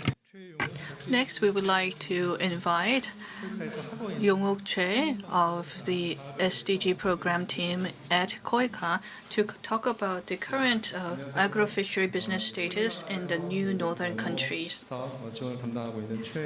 Good morning. My name is Yong-uk Choi, responsible of supporting the agriculture-fishery business in new northern countries at KOICA. We were able to hear about the overall directions and the current status of the agricultural fishery area. So I hope that it will contribute in helping us coordinate different businesses in the region. I'm going to share with you some of the businesses that we have carried out until 2019 in the new northern countries, as well as the current business status in the agriculture and fishery project, as well, and end with the next steps. From 1991 to 2019, we have provided about $44 million in these 10 countries. And this is about 5.3% of the total OEDA going into the agricultural and fishery areas. And we also have 4 countries that we are supporting in the new northern countries, which are Mongolia, Azerbaijan, Uzbekistan, and Kyrgyzstan. And among the new northern countries, this is 95.3% of our total ODAs. So most of the ODA for the new northern policy is going into these 4 countries. And when you look at this breakdown by different countries and by projects, we receive PCP from the partnering countries, and then we invest into our flagship projects. So we are carrying out some of the flagship projects as well as PPP, inviting our NGOs, and we also have volunteers dispatched, experts, as well as training programs for our ODA. But excluding the PPP and voluntary work, we have about $27 million going into the key flagship project. These numbers are 65.4%. So out of total ODA amount, 65 is going into the key flagship projects. This is the short list of the flagship project that we're doing. When you look at the Mongolian case, there has been extensive support for Mongolia. There's up to 10 projects, and 2 in Azerbaijan, 1 in Azerbaijan, 2 in Uzbekistan, and 3 in Kyrgyzstan countries. Most of it go into the livestock. There is some support in greenhouses and farm development. And when it comes to farm development, it was largely focused on livestock areas. And in Azerbaijan, we focused on irrigation and water supply. In Azerbaijan, there's some forestation project that is going on in these countries as well. And most importantly, we would like to go over the current status of our projects in the new northern countries. The number of projects is rather limited at this moment. For Mongolia, we don't have a national level project, but we do have an NGO level project, but that will be introduced briefly in the panel discussion. But in Kyrgyzstan, there's 2 projects to build organic business policy support, and there's also a pilot local development project going on. And in Azerbaijan, we have a water supply related project going on. Briefly, I would like to introduce what we're doing in these countries. First is on the organic business policy support. Our first part of that program is regarding capability building, and we're trying to expand the value chain, which is a key in increasing revenue for the farmers. 키르기즈의 그 유기농업을 And in Kyrgyzstan, 전수하고 그걸 통해서 delivering and transferring technology and increasing revenue actually had its limitation in the field. So in order to increase production, we're now supporting irrigation and building infrastructure at the moment. So there's a support of input material in the country. 이 사업은 이제 저희가 This project 그 새마을 is based on a comprehensive local development project based on our past rural area development framework. So there is a support for the local rural town 하고 있습니다. by selecting some pilot towns. 이제 향후 계획인데요. This is on our future plan, and we have 한 건이 있습니다. one new project scheduled for next year in Kyrgyz. 이제 사업이 해당되고요. 이 We 사업 are trying to introduce animal product tracing system. 도입하고 신규로 하는 그런 건이라기보다는 This is not a completely greenfield project, 세계에서 일부 지원을 받고 and there has been some support from FAO as well as the local government to carry out this tracing system. But what we are helping is we are helping to enhance the downstream side of the animal product tracing system.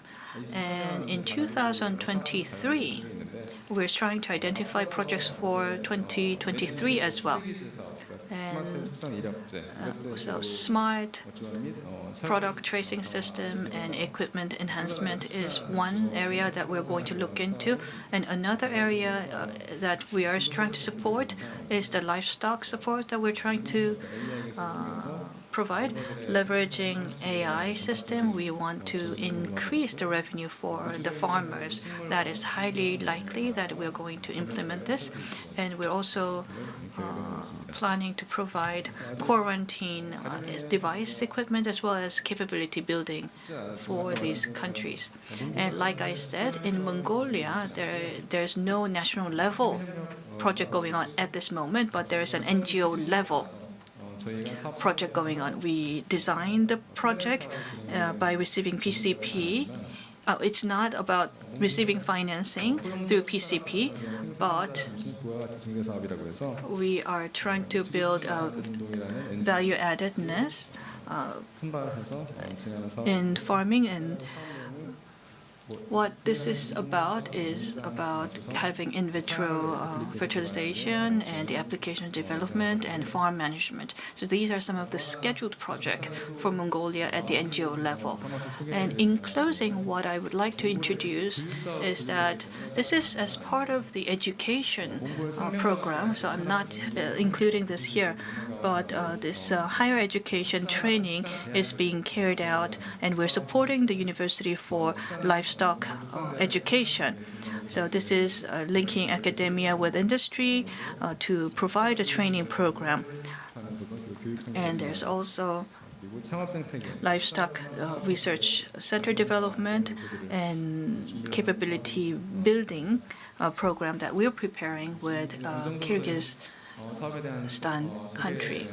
And with that, I would like to end my introduction, and during panel discussion, I can further talk about additional opportunities for potential collaboration. Thank you for listening.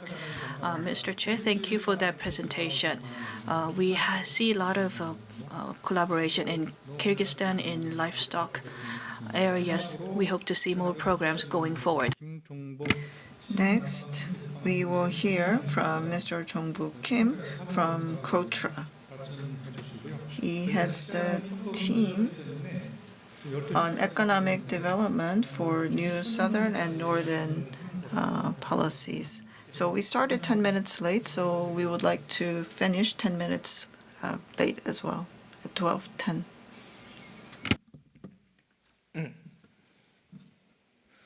예, 안녕하세요. 코트라 Good morning. My name is Jong-bu Kim, and I'm in charge of economic cooperation with the new southern and northern countries. So I'm the last discussant, and I would like to talk about the economic cooperation projects being carried out currently at KOTRA with the new northern and southern countries. 저희가 최근에 개최한 So recently we had the 2021 CIS Smart Farm Week, and I would like to talk about this. But before that, I would like to talk about the promotion project we're working on for the Smart Farm package.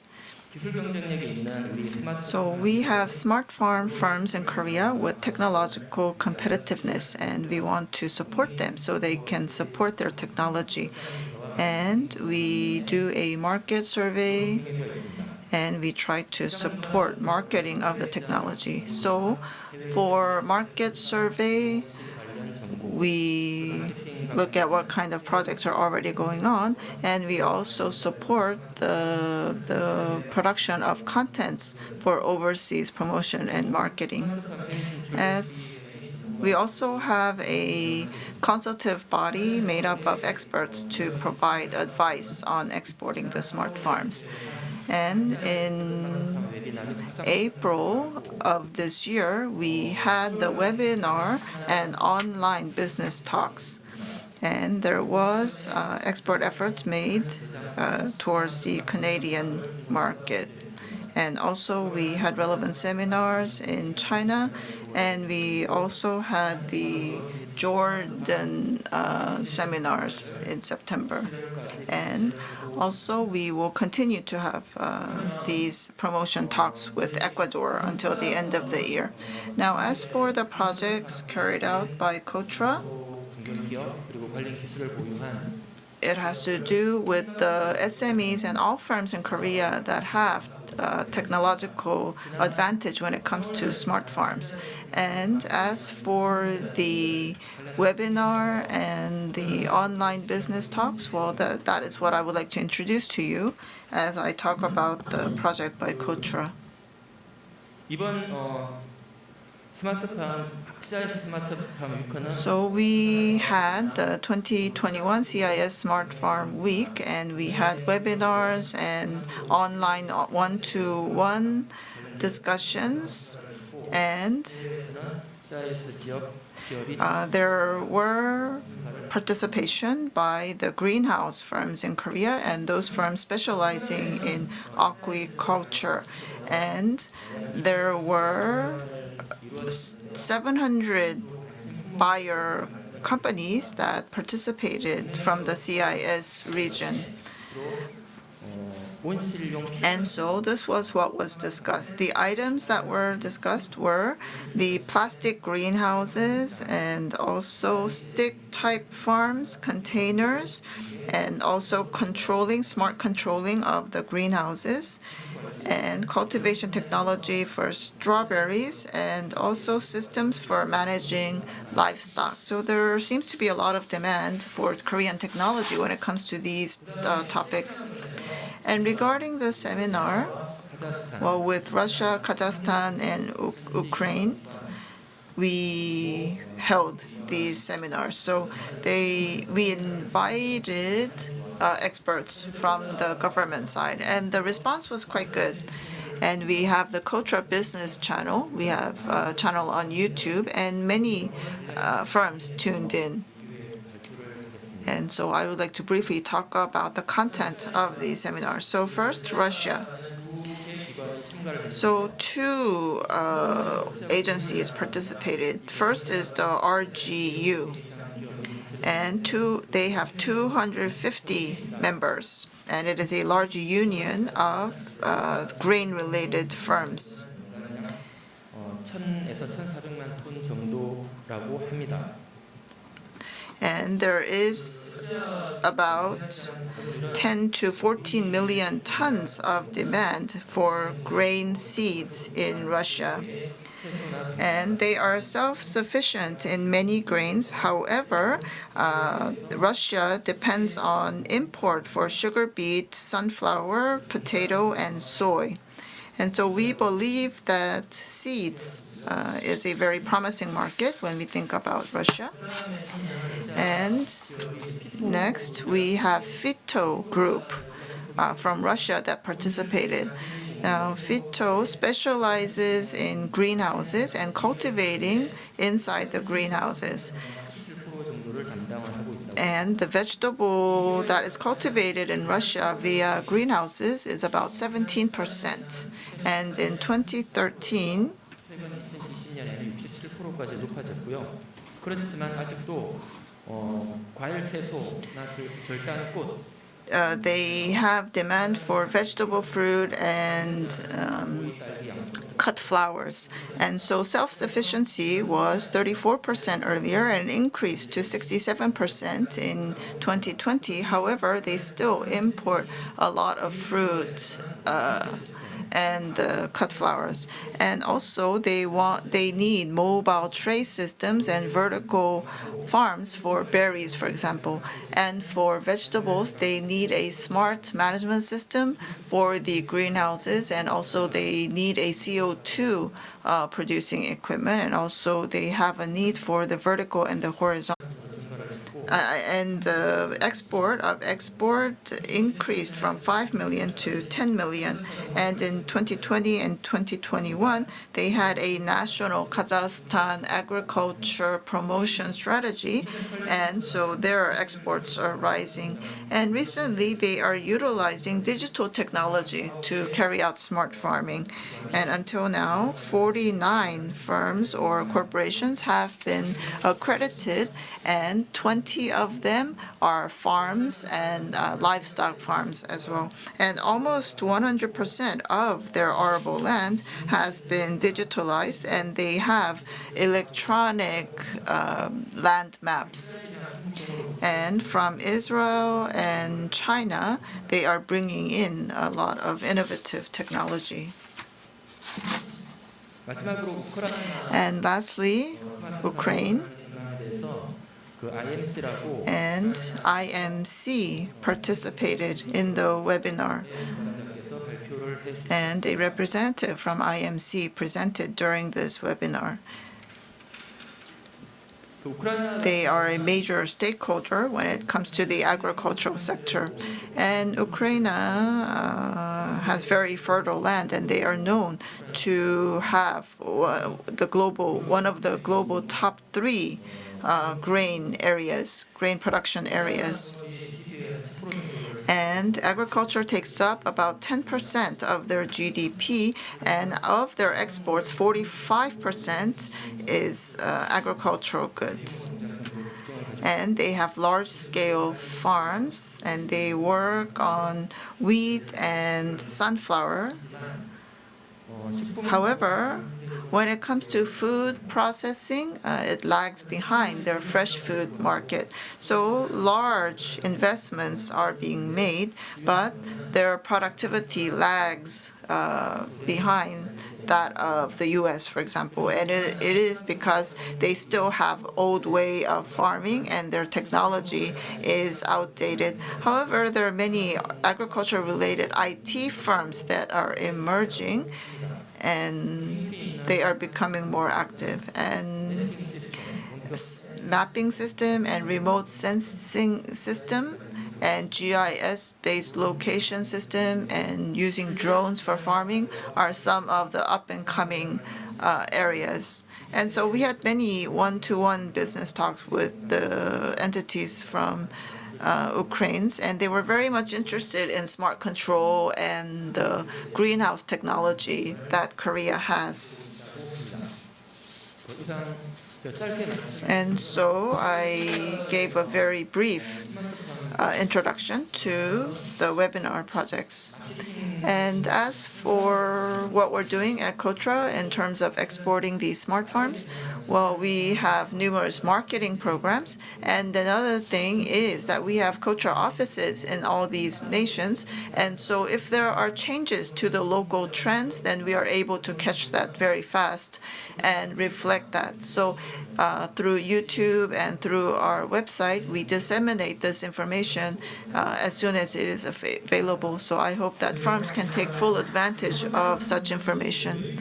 Yes, Kotra carries out many webinars, and I think a lot of dialogue is possible through the webinars. So we heard from all the panelists, and we were supposed to take a group photo after the session is over. However, because our timeline was delayed, some people have to leave. So before we hear from the former Ambassador Lee, I think we need to take the group photo first and then hear from former Ambassador Lee and then close without a Q&A session. So I would like to invite guests to please come to the stage for the photo session. And those of you who are participating via online, please wait a few moments while we take the picture.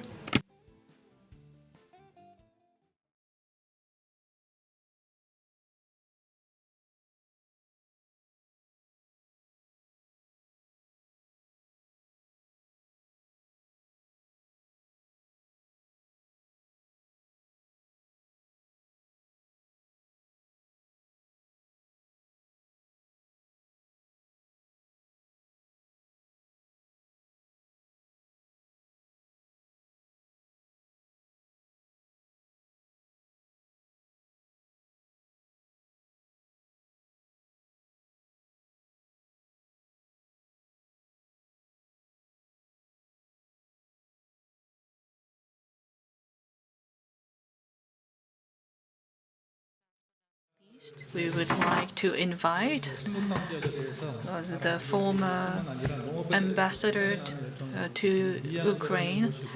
We would like to invite Ambassador Yang Lee to hear his closing comment.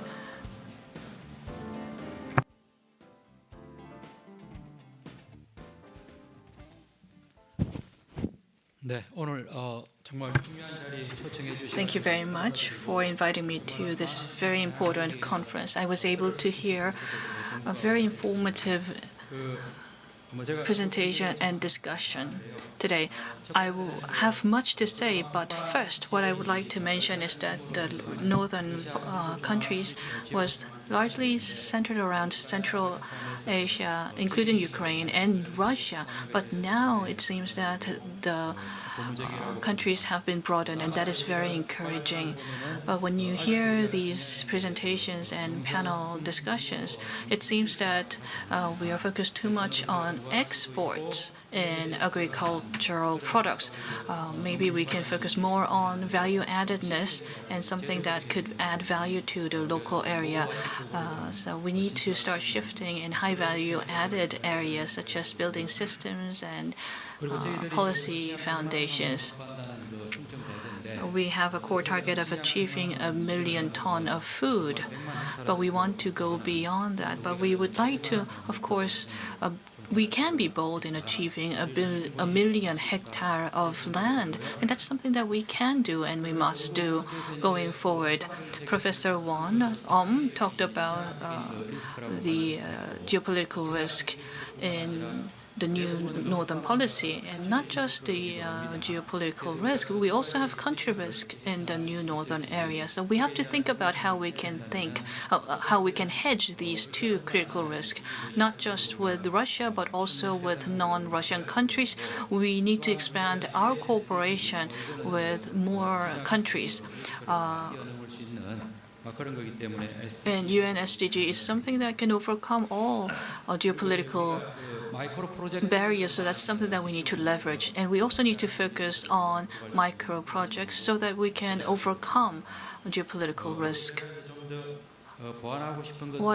What I also like to add is that we talk about the era of convergence, but it seems that we are somewhat fragmented and siloed in terms of our program.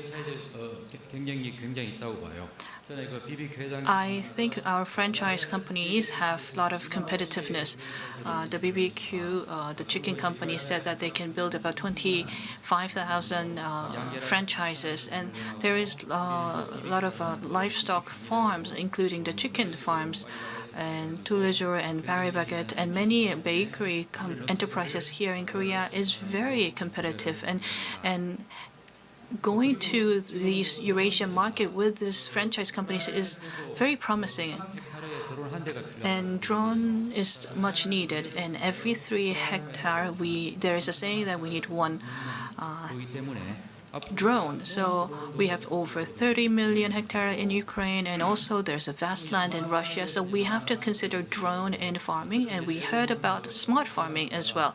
Most of the northern policies import vegetables and fruit from Europe during the winter season. So we need agricultural smart farming, but we also need smart farm in urban area, and I believe that could add much value, and it is very promising. And biomass and bioethane is something that we can also think about in terms of converging energy, and smart farm and smart healthcare is something that we can also combine and converge. Globally,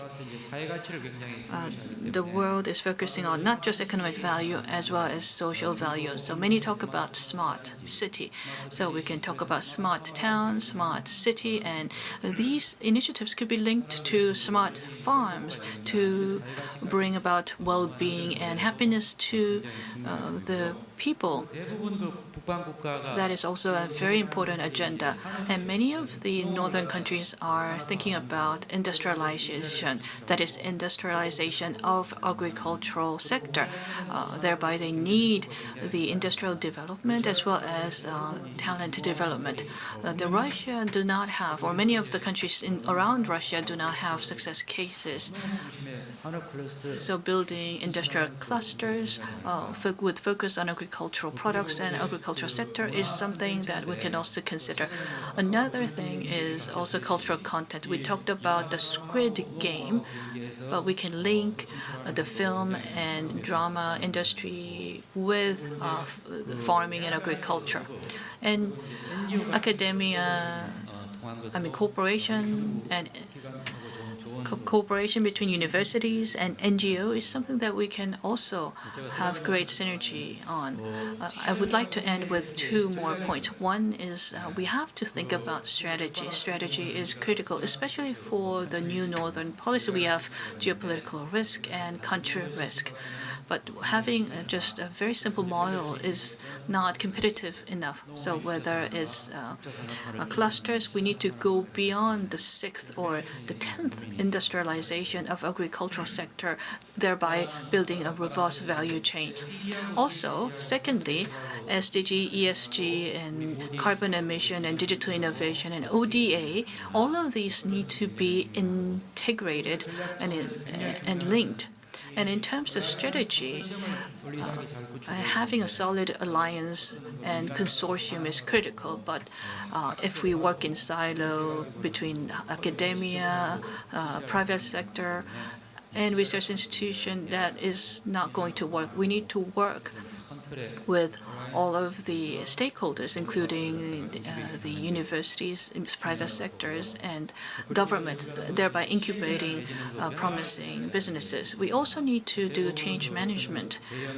When you do a large project, only 5% of large-scale projects succeed, and strategy is critical in making that success. So communication and short-term quick wins, all of that is important. And in doing so, we need to reflect changes and do change management. And in closing, our awareness of agriculture and our vision in agriculture needs to be redefined. As a diplomat, I worked in Kazakhstan, Vladivostok, and Ukraine are some of the countries that I lived in. And we are agricultural product importer as well as exporter. But agricultural product demand will explode going forward. So we would like to be ambitious and bold in targeting for securing 100 million hectare as well as going to these markets. We're doing a lot of activities in the northern countries, but we want to create at least up to 5 little Koreas. We cannot cover the whole of Russia, but we can at least target Primorye region with focus on Vladivostok and Mongolia, Kyrgyzstan, and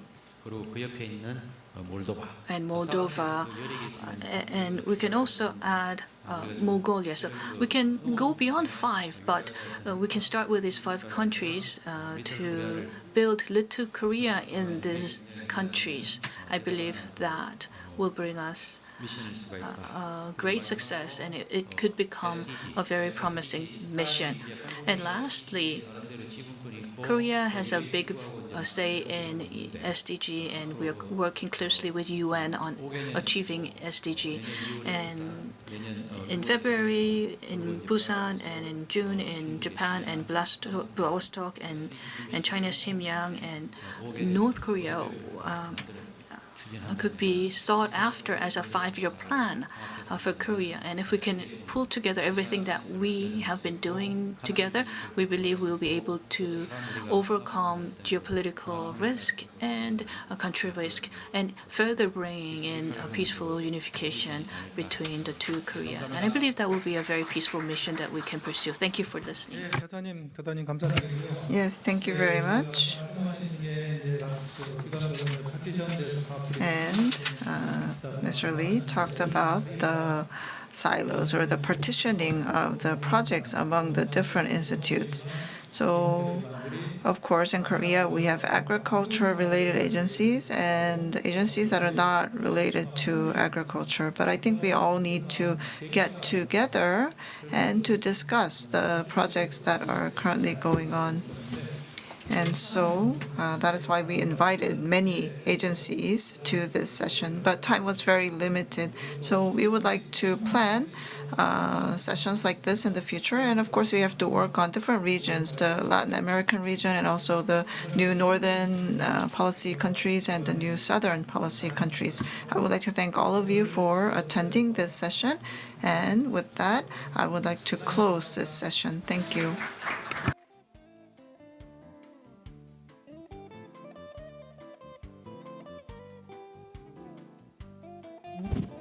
네, 이것으로 2021년 글로벌 코리아 박람회 This concludes the session prepared by KREI, and I would like to thank all participants for coming. Also, we have a luncheon that is prepared, and our president will be attending. And we will be hosting the luncheon at Ocello, which is the restaurant on the first floor. So we hope to see you there. Thank you.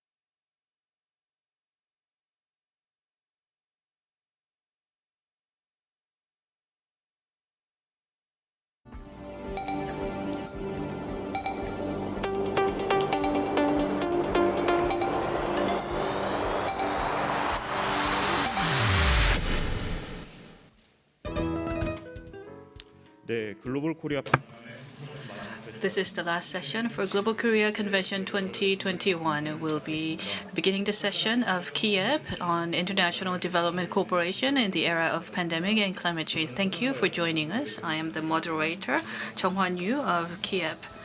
Welcome. Before we start with the presentation and discussion, I would like to invite our speakers for opening remark and congratulatory remark, as well as a group photo session.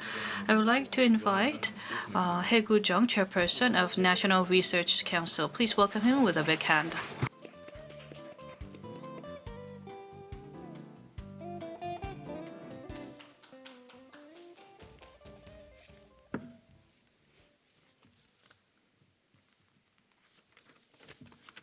예, 여러분 안녕하십니까? Good afternoon, ladies and gentlemen. My name is Hae-gu Jung. I'm chairperson of the NRC. I would like to thank Mr. Young-soo Kim, Deputy Minister for International Development Cooperation at the Office for Government Policy Coordination, and also Mr. Hung-jong Kim, President of Kiev, for coming in spite their busy schedules. I also want to thank today's chair, Professor Po-kyung Park from Kyunghee University. This is the last conference of 2021 Global Korea Convention. And during this session, we will hear from KOICA and EDCF and KOFIH regarding how they overcame COVID-19. These agencies are, of course, the most representative ODA agencies in Korea. And, of course, we will be discussing policy direction of international development cooperation with the Ministry of Foreign Affairs, Ministry of Economy and Finance, and Office for Government Policy Coordination. So there are 40-plus agencies that are related to ODA in Korea, and there are over 150 agencies that actually implement and execute the ODA projects at the partnering countries. And as for ODA, of course, we have to go to these partnering countries to carry out the projects. However, there was a big impact because of the pandemic. We did not want the spread of the infectious disease, and we had to place restrictions on people's movements and quarantine. We had to take quarantine measures. And so it was not easy for us to carry out these numerous ODA projects. And the COVID-19 epidemic and pandemic is an unprecedented situation, and it provides us with a new challenge. We need to think about how we can carry out ODA projects in spite of these difficulties. So in the future, we will be faced with new types of crises, be it pandemics or climate change. And we need to think about how to carry out ODAs under new crisis situations. I think that discussion is very important. So at this session, we will try to convert the pandemic situation into a new turning point. And I hope that we will have fruitful discussions on how we can prepare for global challenges in this age of unpredictability, including pandemics and climate change. Thank you. 네, 이사장님 감사드립니다. Thank you very much. 다음은 박람회 주관기관 Next, we would like to invite the host of this session from the Office of Government Policy Coordination. I would like to, from the Korea Institute of International Economic Policy, I would like to invite Mr. Hung-jong Kim onto the stage. 네, 여러분 안녕하십니까? Good afternoon. 저희 2021년 글로벌 We are holding the 2021 Global Korea Convention, and I would like to welcome all of you to this session, which was organized by KIEP.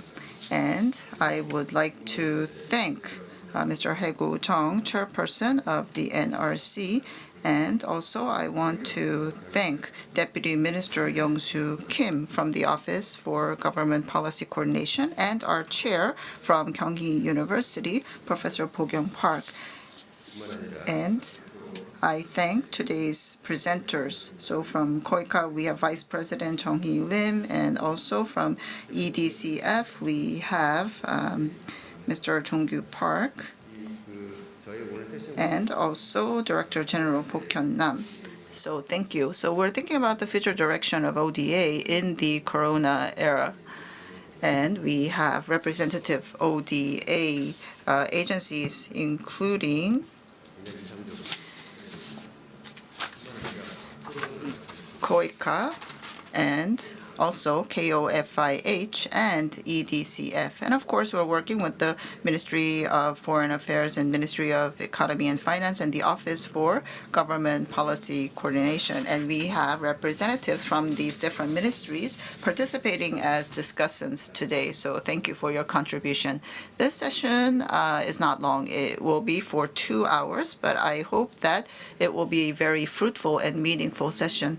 As you know, we are faced with a pandemic, and we need to think about the major contents of the ODA and the future project direction. And we need to make changes because we have to respond to the needs and demands of the recipient countries, and we need to provide the most pertinent and meaningful ODA projects to these partnering countries, and we have to meet the challenges of the time. So we are experiencing this pandemic, and we are discussing the future direction of ODA, and I think that is very, very meaningful. So we will be holding this session for 2 hours, and we will be listening to presentations and the comments of the discussants. And through this session, I hope that we can share our experiences, and I hope that we will take an opportunity to think about the numerous challenges that we face. Thank you.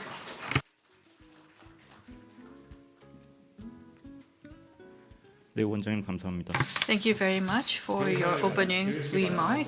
And last but not least, we would like to invite Mr. Young-soo Kim, Deputy Minister for International Development Cooperation from Office of Government Policy Coordination. Please come up to the stage.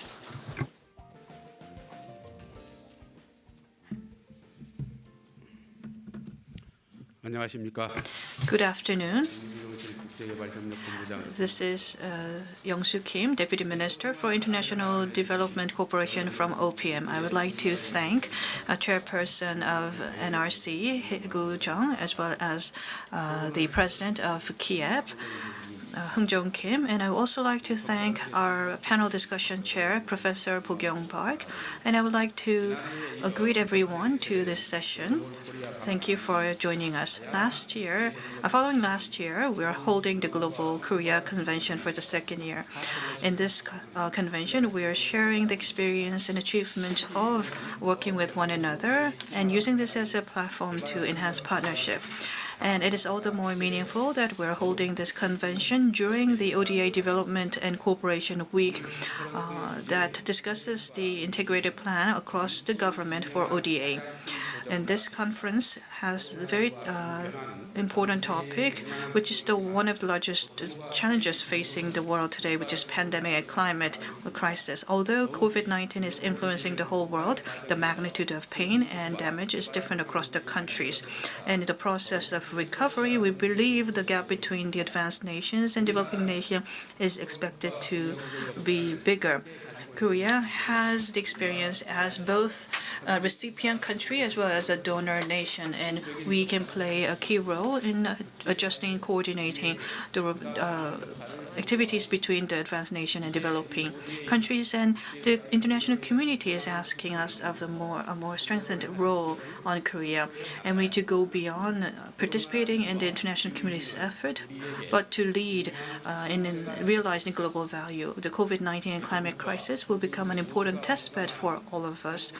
We need to create a success cases where the developing countries and advanced countries can all be on board to pave way for taking our ODA to the next level. In order to do that, we need to enhance the effectiveness and efficiency of our ODA and have a concerted effort and capability across all the stakeholders, including NGOs and companies. And we need to newly define the outlook for the KODA.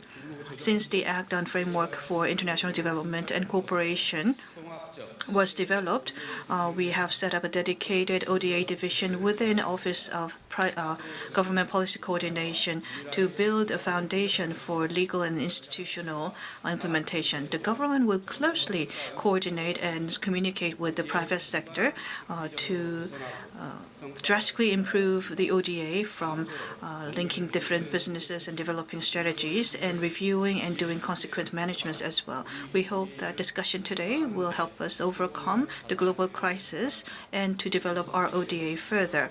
We will actively reflect this on the government policy. I would like to thank everyone for making this event possible. I wish you all the best. Thank you.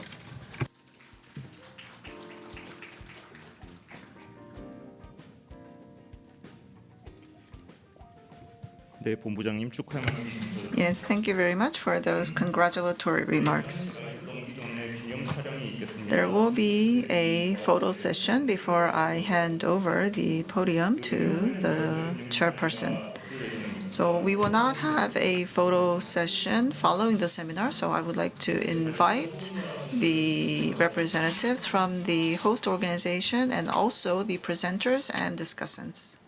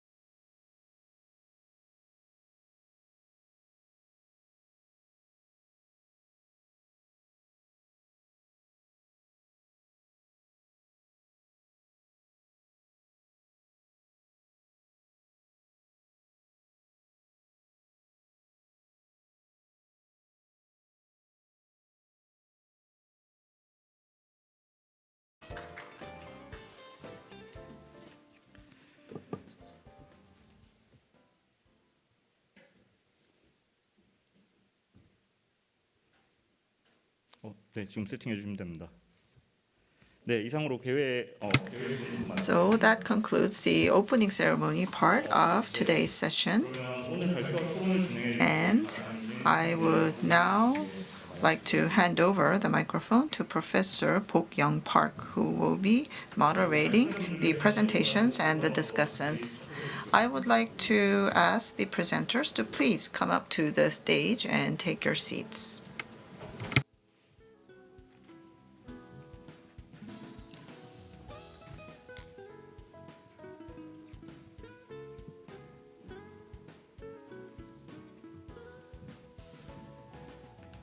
네, 박종규 본부장님, 남복현 본부장님, 임정희 이사님 세 분.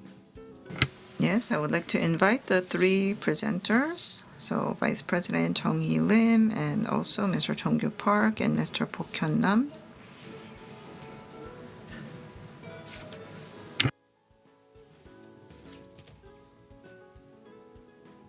네, 그럼 교수님 진행하시면 될 것 같습니다.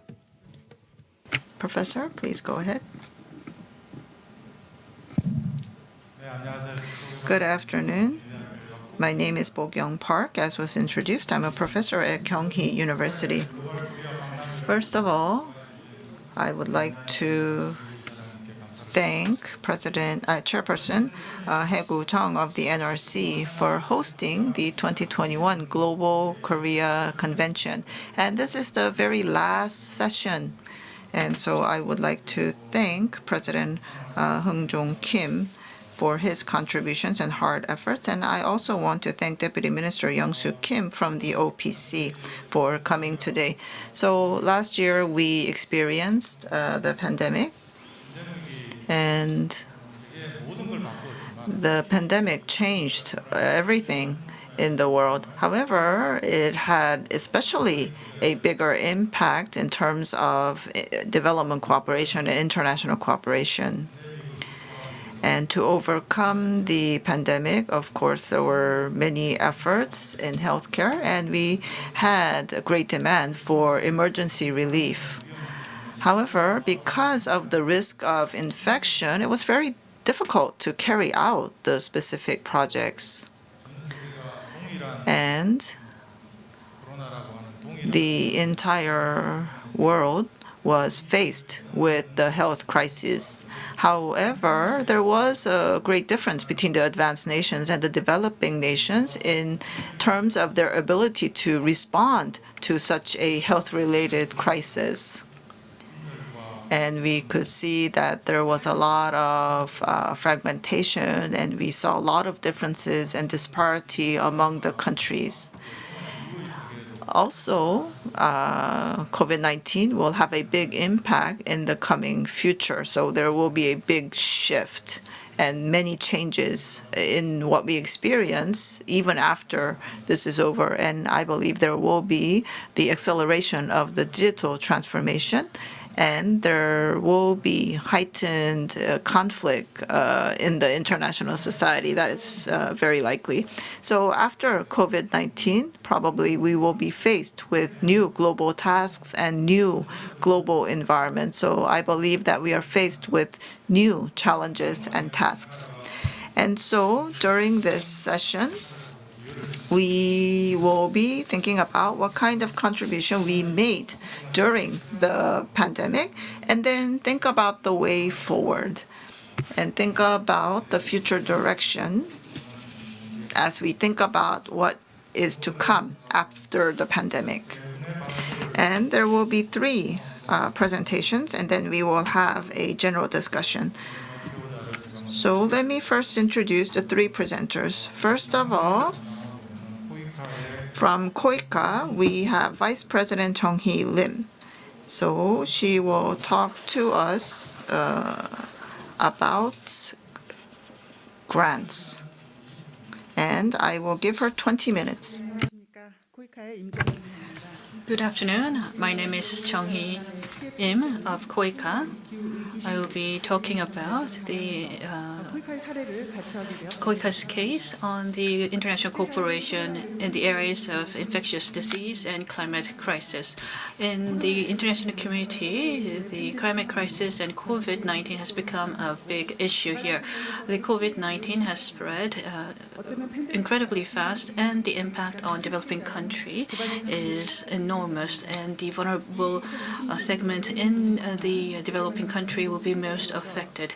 And vaccine support has been carried out with UN leading the effort, but there are some countries who has not been able to see vaccine, and the vaccination rate is low, and the poverty is aggravating, and the number of deaths is rising. And we need more than ever the close coordination and cooperation of the international committee. KOICA is working toward and contributing to international crisis, and we want to share how we are also working with various international organizations. This is my agenda. I'm going to talk about how we have responded to COVID-19 in KOICA and the projects that we're doing in responding to infectious disease as well as climate change. First, on the KOICA's response, we have put the Korean people's safety first. We have worked toward safe return and safety of the dispatched Koreans across the world. We have established a steering committee to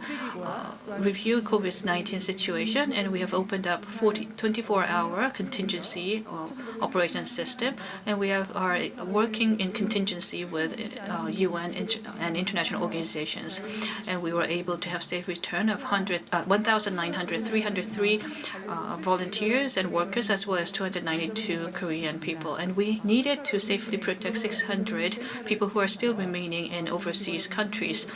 We have enacted contingency operation to come up with safety measures and scenarios, and through flexible work environment, environment, we have carried out comprehensive safety measures. In Korea, in order to participate in overcoming COVID-19, we have provided our facility for self-quarantine and for care centers for mild symptom patients. One thing I want to remind you is that we have 2,000 patients coming in from overseas, and we had about 5,300 people using our facilities, but we did not have a second round of infection. This was possible because of the robust safety measures and safety compliance that we were able to carry out within KOICA's facility. Next is the effort that we were making around our projects. We have set up a task force team for contingent strategy management, and we have set up a new organization to respond to climate crisis and infectious disease crisis. We also have shifted to non-face-to-face business management. 64% of the on-the-ground, on-site employees returned home, and we had to face shutdown in recipient countries. And some of the projects were very difficult to pursue, but due to flexible management of our project, we were able to maintain employment as well as continue on with our progress. We were able to complete 97% of our project, and we were awarded a ministerial award as a result of this good achievement. We also identified non-face-to-face ITC-related project, and this was provided to different regions where the schools were shut down. And we developed and produced non-face-to-face education content, and through online education, we were able to support students to have online education and continue their education. One example would be in Tanzania, we were able to provide online content to 250,000 students in Zanzibar's region, and in Nigeria we were able to develop content and rolled it out to all of Nigeria through pilot schools. And in Rwanda we were able to train 6,600 teachers through online training sessions. Next is on the response strategy for infectious disease. We, as part of the third International Cooperation Basic Plan, and as part of the ODA implementation plan to respond to COVID-19, and we also have developed a Building Trust project that was developed, were reflected in developing KOICA ABC program. ABC program is to enhance resilience, and from 2000 to 2004, we are providing comprehensive resilience program to different countries. This is to enhance how we respond to infectious disease, as well as we are supporting vulnerable countries in healthcare. We are providing emergency response from 2000 to 2001, and 2002 to 2004 will be resilience phase. During the first phase, we provided masks and different disease prevention devices, but in the second phase, we're going to develop new projects to respond better to infectious disease. The characteristics of ABC program is that we changed the existing program where we were unable to dispatch the officers, and we were able to secure the right level of budget to implement on time. The advantage of ABC program is that this ABC program by KOICA is focused on recipient countries. And from 160 countries, we were able to identify different vulnerable countries and support them in a multidimensional manner. The total amount of support was $173 billion, and total recipients were 41 million people. This was given out to 116 countries, and we were able to carry out 743 project cases. In 25 countries in Middle Eastern countries or CIS countries, 50 million were influenced and had received benefit, and in Africa, 41 countries, in Asia, Asia, 27 countries. I would like to briefly talk about the programs involved in ABC. A is on the countries with vulnerable health care environment. We supported vaccine development and treatment development, and as a contingent support, we were able to provide diagnosis kit as well as disease prevention kit. And in order to support resilience and sustainability, we supported employment and livelihood support activities. Also, in the B phase, we recognize the need to support infectious disease control. We were able to have 19 facilities to support COVID-19 response. Thus, we were able to quickly respond to infectious disease.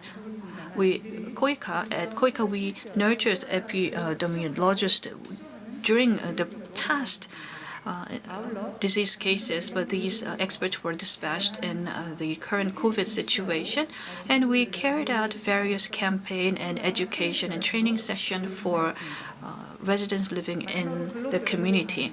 And last but not least, we have worked toward enhancing comprehensive cooperation. We're working to share the cases and successes, and we have provided online training, and we have built hubs to communicate with different partnering countries. We're working with civic society to directly produce masks and to distribute masks.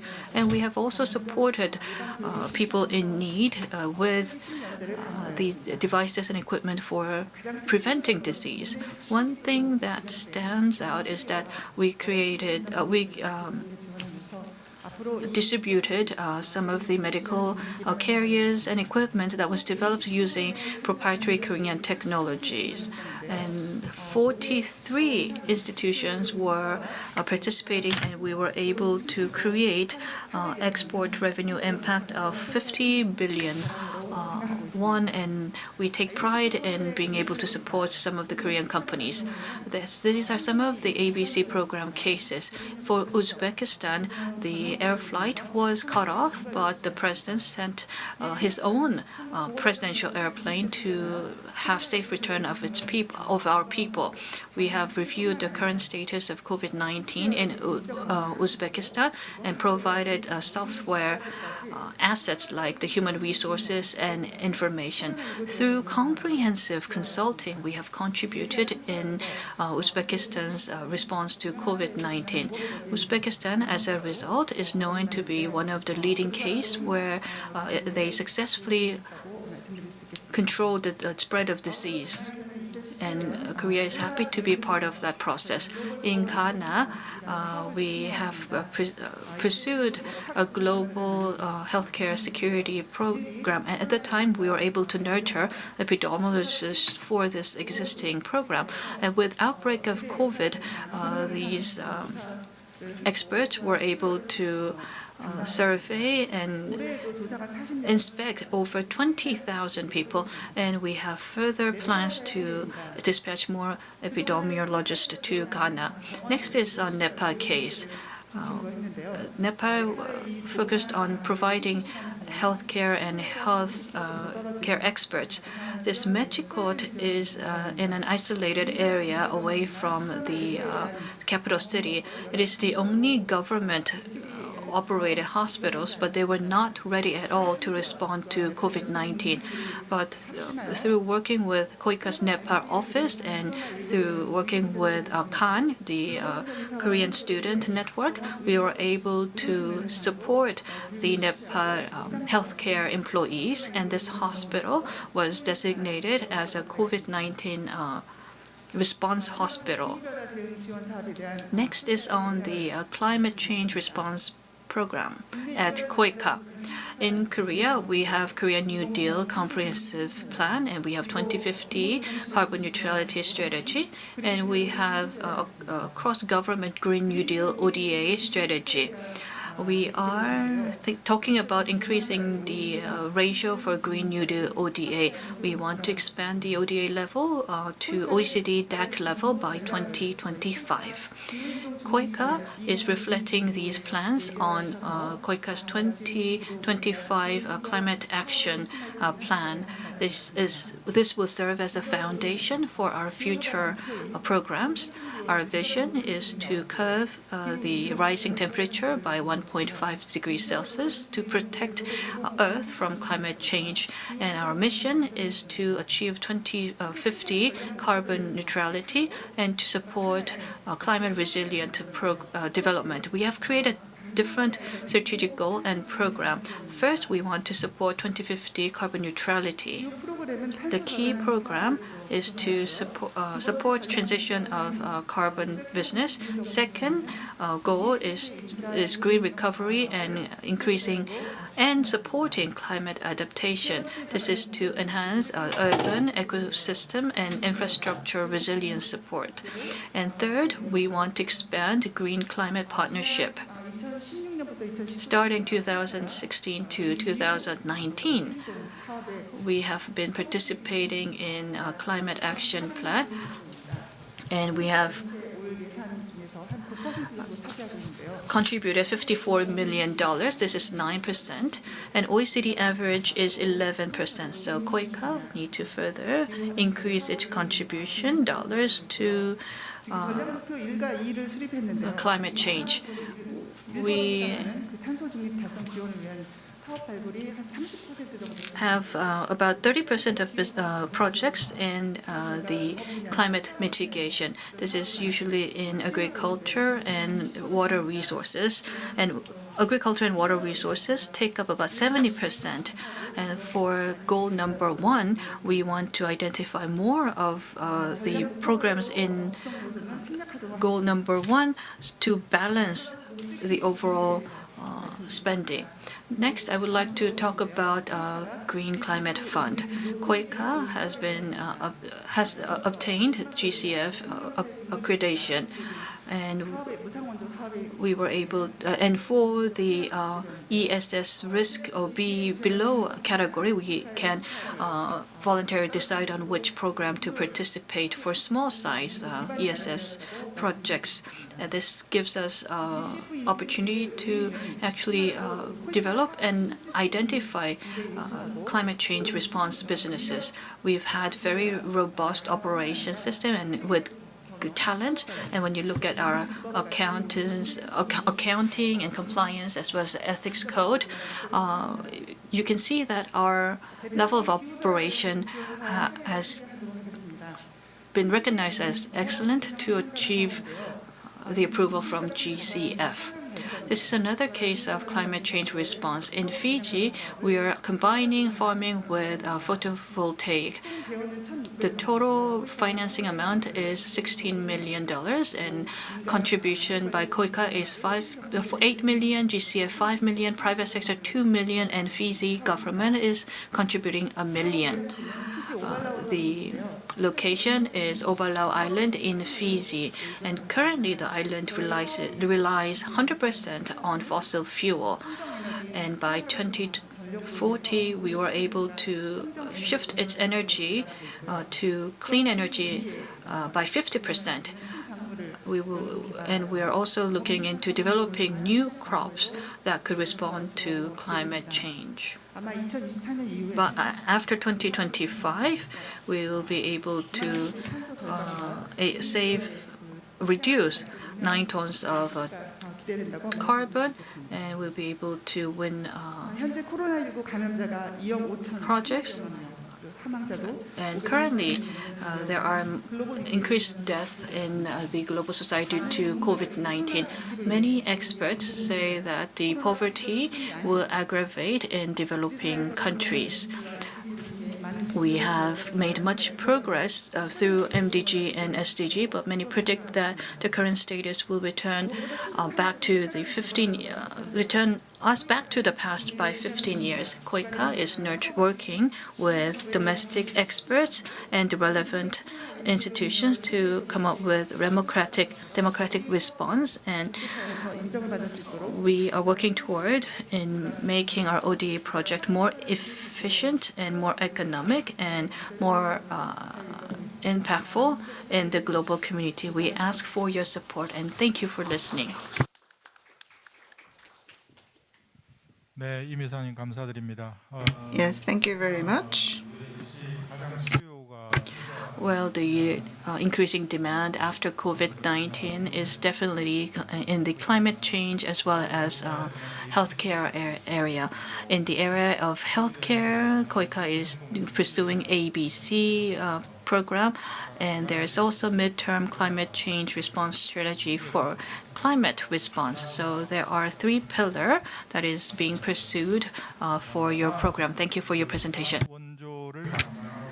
The next presentation will be made by Mr. Jong-gyu Park, who is head of the EDCF operation group at Exim Bank, and he will talk to us on the topic of credit assistance.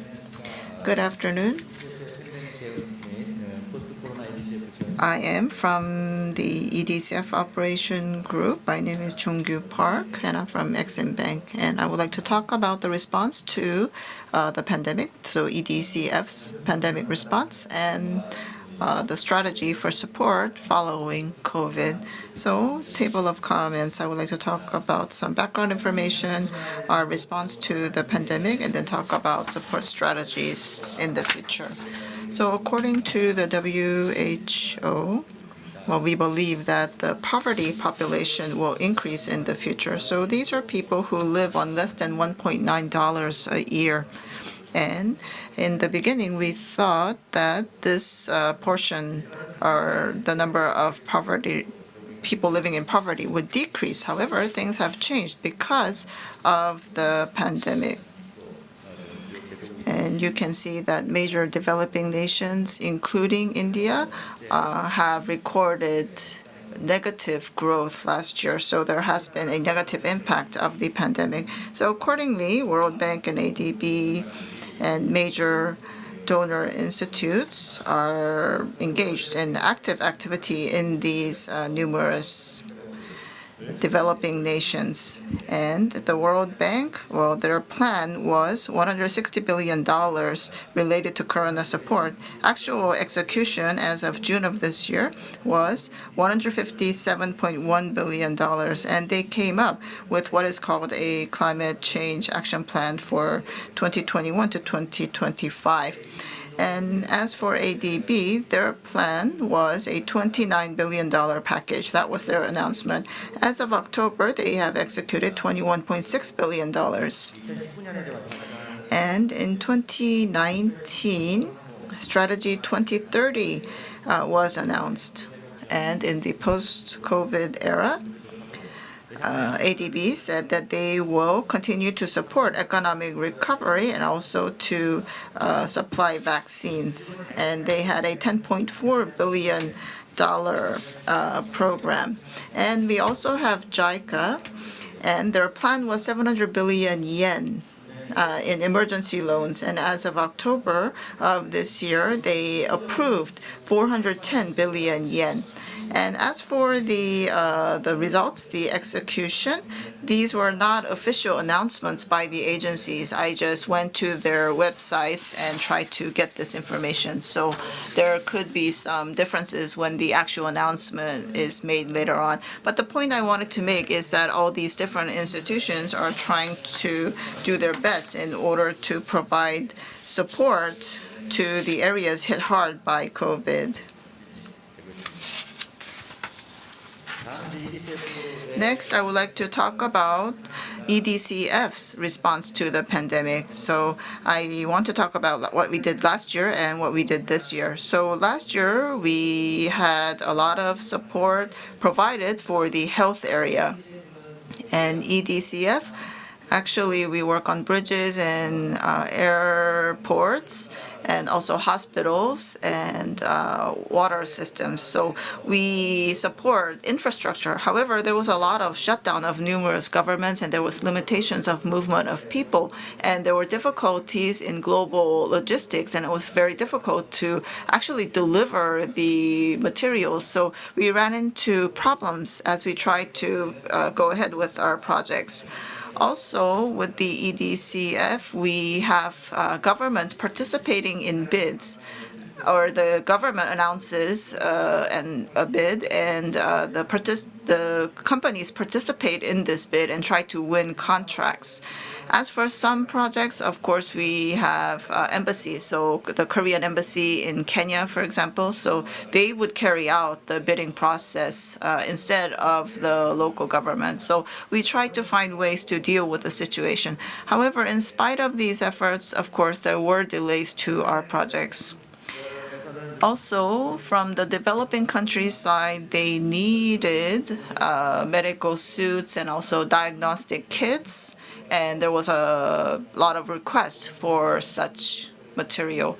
And so we had emergency response program loans in the healthcare area, and it was for 7 countries amounting to $360 million. And also there were loans for emergency medical material. It was $60 million for Ethiopia and Ghana, and also credit line for CABEI. And also we had a repayment delay program that affected 26 countries.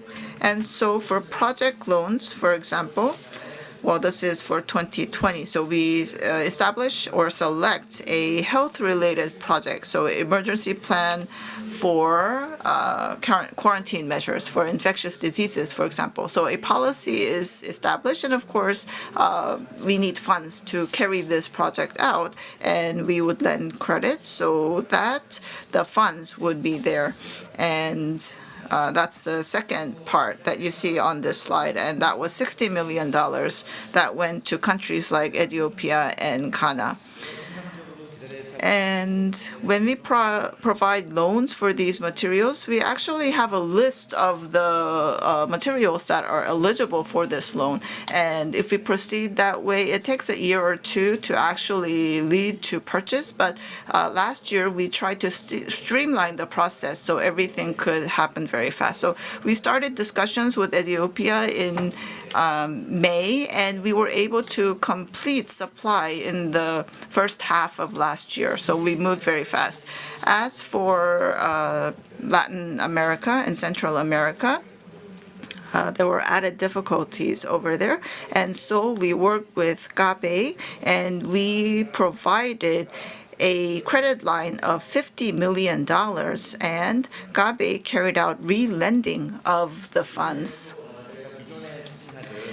And of course, we had existing projects. We had some reserve funds for health projects. And we were able to provide this reserve fund in order to purchase additional medical items. And so medical suits and so forth, these could be purchased until April last year in several countries. And of course, we had liquidity issues, and Paris Club, G20 nations, and IMF, and so forth, worked together and had discussions to actually place a delay on the repayment of the loans. And so we announced a delay on 3 occasions. So there was first delay, second delay, and third delay, and they will be able to pay back the principal and interest in different installments over the time of 4 to 6 years. And the amount involved here would be 59.8 billion won. This is for this year, and I believe that the situation is different from last year. So rather than directly supporting the health-related sector, what we're doing is focusing more on strategic area infrastructure. And so the focus is on sustainability and also economic recovery and resilience. So these are the keywords these years. So focusing around these keywords, the developing nations will come up with strategies. And of course, there was a halt to the infrastructure projects last year, and that has hit hard the developing nations. And of course, this year these countries are trying to resume the halted projects. And we approved 2.2 billion new funds for these new projects. Last year, we were only able to approve half of that amount. But this year, we believe that we are going to be able to increase this. fund size once again. And here, this is the Sustainable and Resilient Growth Program loan in Colombia. And IDB and AFD of France participated in this program. And this program is to strengthen the financial procurement and also the sustainable utilization of forestry resources. So 6 institutes got together, including EDCF, and we provided total funds of $1.2 billion. So Colombia might want to establish a tracking system for high carbon industries, and they may come up with a policy to expand electric vehicles. And we wanted to support these initiatives, and once these policies or projects are decided, then these development banks would provide the financing. And so in the midterm and long term, Korean firms will probably be able to help Colombia in carrying out these projects. Also, we supported a project to circulate the resources in Colombia, and it has to do with the solid waste management system in Colombia, and there were related projects in Colombia. And so EDCF played a big role there. And also we have demo projects for EVs and public transportation, and we wanted to do a feasibility study with regarding this, and we're working on this with the Colombian government. And so we want to carry out a demonstration project and look at the feasibility to see if this can actually be realized in this country. Next, I would like to talk about our strategy for the coming few years, so year 2021 to 2023. So we have some areas where we're seeing growing demand, and we want to focus on these areas. So we have these 4 strategies, and of course, this is in line with the international trend. So I met with Mr. Seoul of the ADB, and he talked about 3 trends. So digitalization, pandemic, and also climate change. So he is in charge of actual operation, not just policy. And he said that the ADB is focusing on these 3 areas, and I think we are in line with that. So we have green and digital. For these sectors, well, they are actually cross-cutting sectors. And so in the green sectors, we want to take advantage of the digital elements in the green area. And so for green, it will be 600 million in 2025, up from 200 million in 2020. So for digital, it will be 800 million instead of the 300 million in 2020. So these are the plans that we have. And we also have plans for the health-related EDCF and also for investment.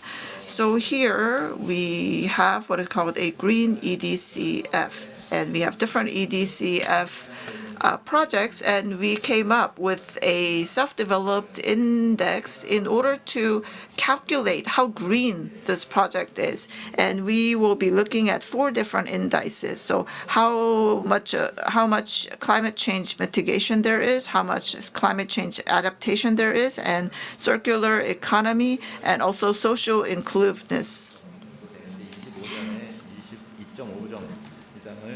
And in the beginning of year 2000, the total figure or the total score was 1.5, but we established plans so that this could be increased to about 2.25. And so we're working on safeguards, and we want to take into consideration climate change whenever EDCF carries out different projects. So when we're trying to discover new projects, we look at any threats to climate change, and then we think about what kind of mitigation measures there could be and how we can monitor that. And of course, that will be reflected to the KPIs. And by doing that, we can make a prediction of the outcome. For example, let's say we want to build roads and there's a project on that. And because of climate change, there's more rainfall. Then in that case, we may want to have a higher level of the road, or we want to make the drainage systems bigger. Or the same thing for sewage systems. We have pipe diameters that we conventionally use. But if the rainfall amount increases, we may want to use pipes with bigger diameters. And so we can plan this in the designing stage. And the coastal areas, we might want to build walls or pikes or build the infrastructures at a higher sea level. So this is something that we want to look at and consider beforehand. And then we have the advancements of the safeguards. And so we will be looking at the impact in the environment and society as part of the feasibility study. But we want to do this from the very beginning and do basic information gathering and basic assessment from the very beginning, and then come up with the safeguards that will really work. Next is digital EDCF. So here we're going for e-government and also smart city. Now, as for smart city, this is a very comprehensive concept. So Indonesia is trying to move its capital. So we are trying to make all the infrastructure within a city smart. And of course, transport will play a big role here as well. And we want to employ ITS for transport, and we want to employ hospital intelligent systems and smart systems to control and manage our water systems. And when we give loans to these developing nations, well, they lack the basic infrastructure. They don't have a water system. And so in some cases, they just want the pipes and a water treatment system. However, if we can apply an automatic water purifying system, that will bump up the cost by 10%, and it will make the system much more efficient. But the other party is very reluctant because of that 10% additional cost. However, we have experience in many of these areas, and so we should encourage these governments to adopt a smart management system, because in the longer run, that will be the cheaper choice. And also, there's a lot of demand for digital in the new southern policy nations. And in countries like this, they don't really have e-government, and so everything is document-based. And we can work on the tax system, education, and so forth. And many projects are going on here. There is demand, and I think we should take full advantage of the experience that we have. Next, health EDCF. Now, as for health-related projects, well, actually, the efficient maintenance and operation of these facilities is even more important than building the infrastructure itself. And the situation differs greatly from country to country. And that is why we need to cooperate with the grant providing agency from the very beginning and provide the infrastructure plus the maintenance that will come later on as a package. And based on the experience that we have regarding the pandemic from last year, well, we have some response systems. And in the past, we basically worked on hospital material and also hospitals, regular general hospitals and children's hospitals. However, the need is becoming diversified, and they require a CDC, for example. And so we want to diversify the projects that we carry out.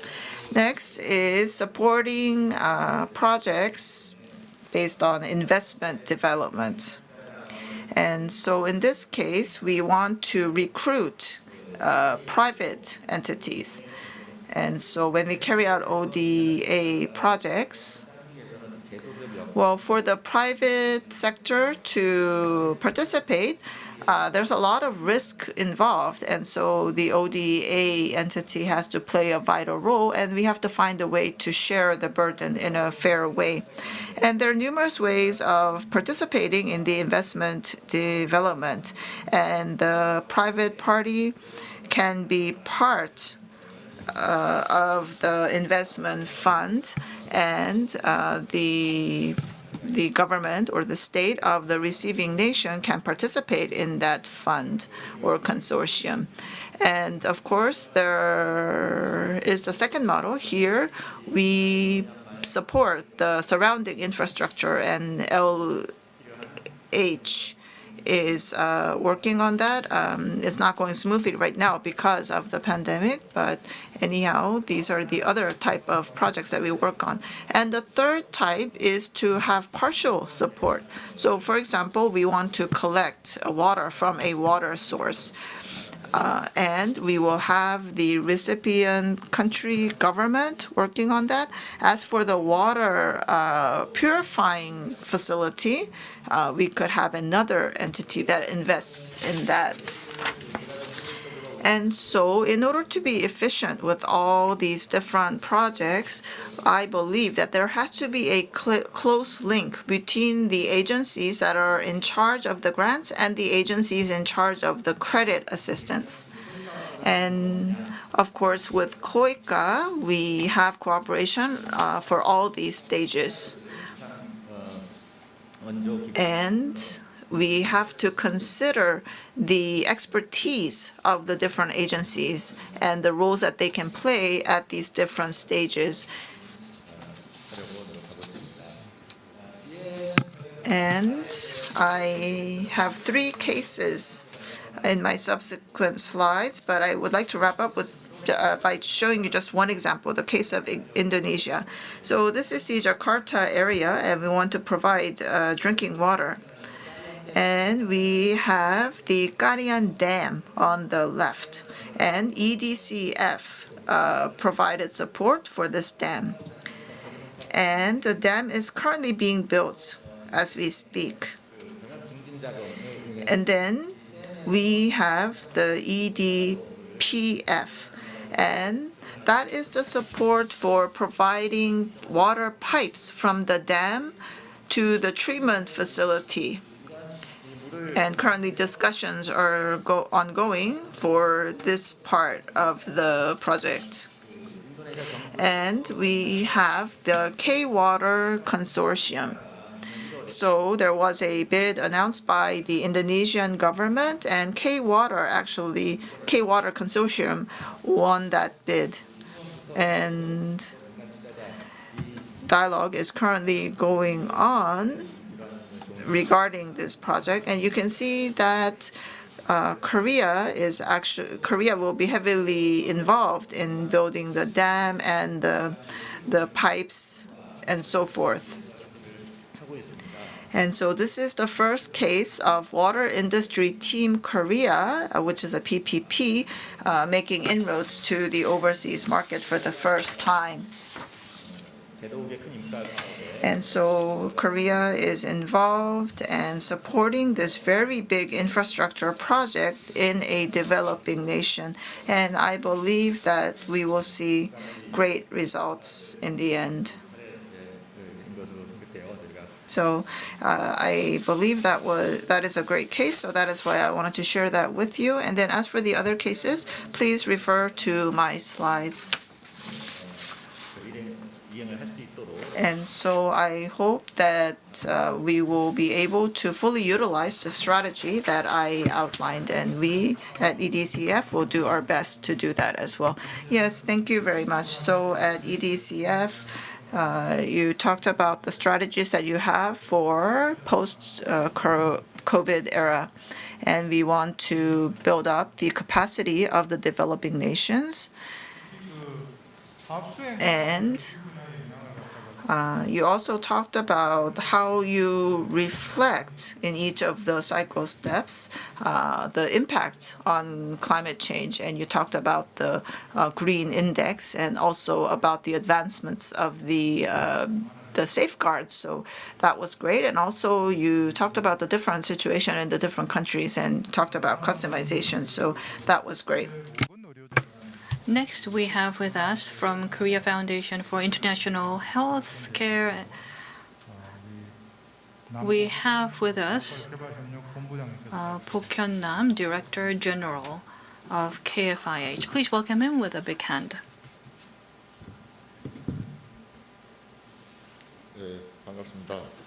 Nice to meet you. From KOFI, I am the Director General for Global Cooperation, Bok Nam. Thank you for giving me the opportunity to present. I would like to talk about the healthcare ODA during the post-COVID-19.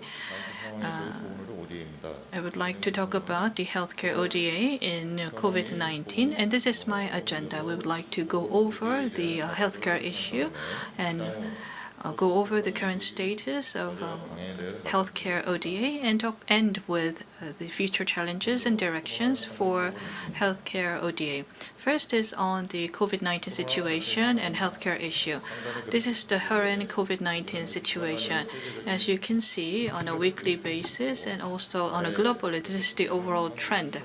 And what you see on the bottom is the trend here in Korea. Globally, what you can see is that you see the confirmed cases on top and the number of deaths on below. As you can see on the graph, the trend of confirmed cases and deaths is coinciding with each other. This number was captured from WHO home webpage on October 28th in 2021. On the next day, according to another private institution, the number exceeded the death exceeded 5 million. In Korea, we've had a hike, but since the start of the vaccination, the number has been stabilized for confirmed cases. But in the fourth infection phases, we saw increase in cases, and as you can see, accordingly, the number of deaths is also climbing. This is the number of confirmed cases across the country. The US is number 1, and India is number 2, and Brazil is number 3, followed by the UK, and Russia is number 5 in terms of number of fifth case. Korea is 74th, and China is 113th rank, and North Korea's data is not available. This is the current status of COVID-19. The blue line is number of confirmed cases. By age group, 50, 20s, and 40s are the order of the most frequent number of confirmed cases. And the death is highest in the elderly population, and mortality rate is also high in the elderly cases. 70-plus elderlies have increased spike in mortality rate. When you look at the disease prevention measures, we have day-to-day prevention effort as well as a medical effort. So day-to-day prevention measures would be to wear masks, doing social distancing, and using alcohol as well as washing hands. And medically, there is diagnosis and epidemiological inspections as well as quarantine and treatments as well as vaccination. As you can see, there is impact of non-pharmaceutical measures for COVID-19. There has been shutdown of schools, international travel controls, school closures, and public transport and workplace closure, as well as public event cancellation, and also restriction on gathering and stay-at-home requirement, as well as on internal movement. As you can see, that school closure and workplace closure had a big impact in reducing COVID-19. And in the U.S., the COVID-19 has actually spread faster than the originating country, China. But Rather than coming up with joint measures to curb the disease, there has been a lot of blaming.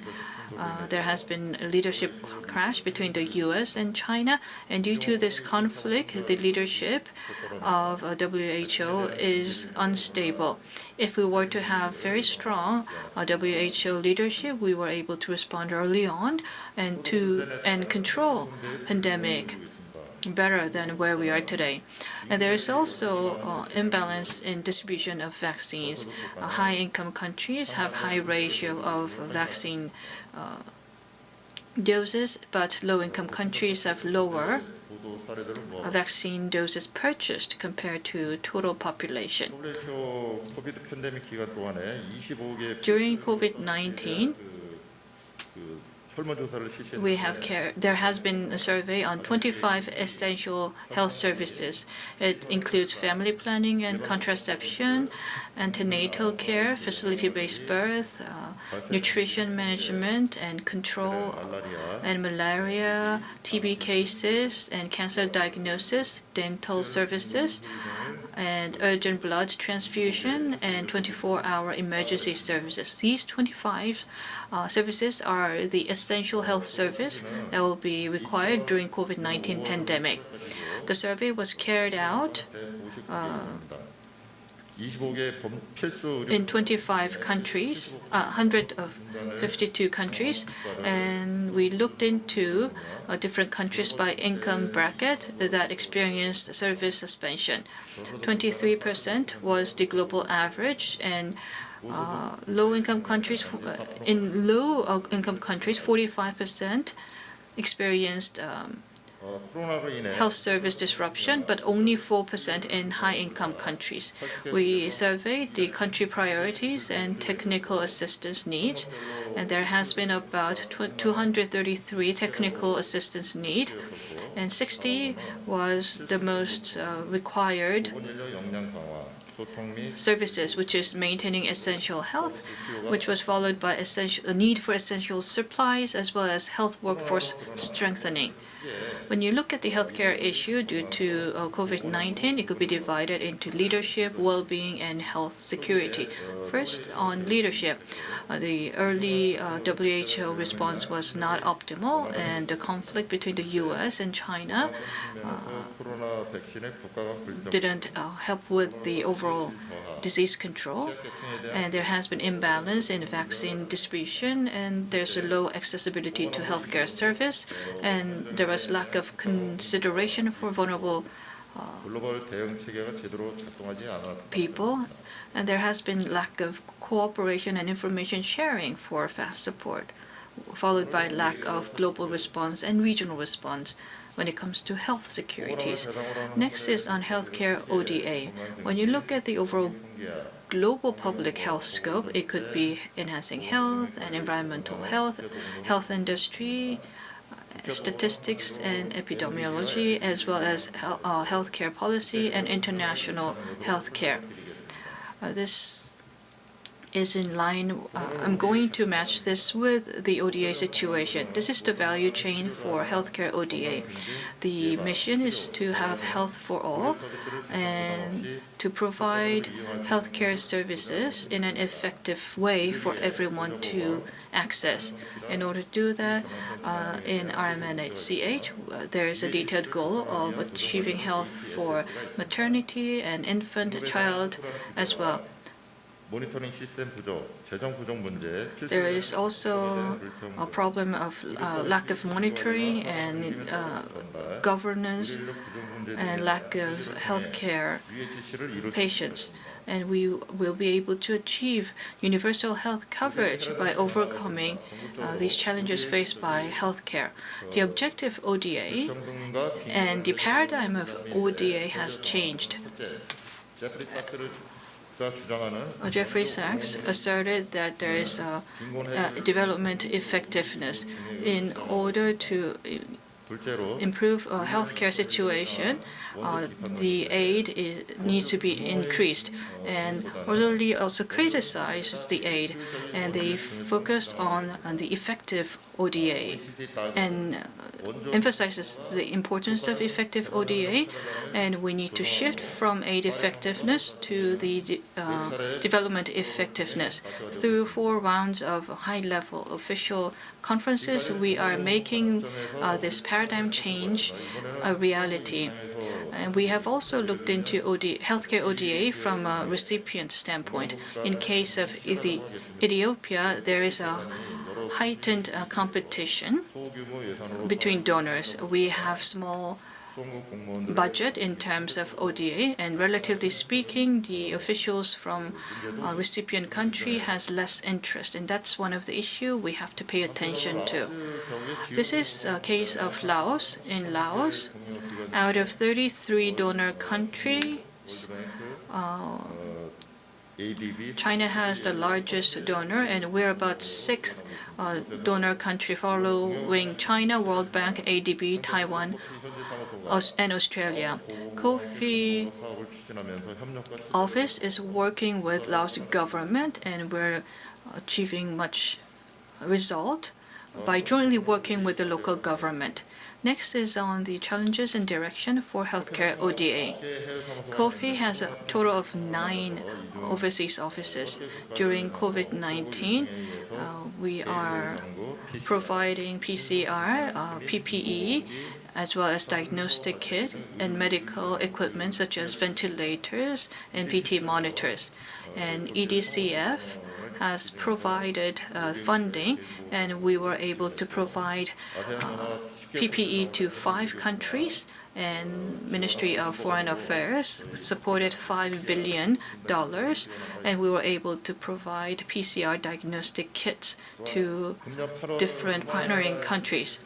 In August this year, Romania provided vaccine, and Romania requested medical aid to us. And we were able to provide medical equipment and devices worth 12 billion won through our agency, Kofi.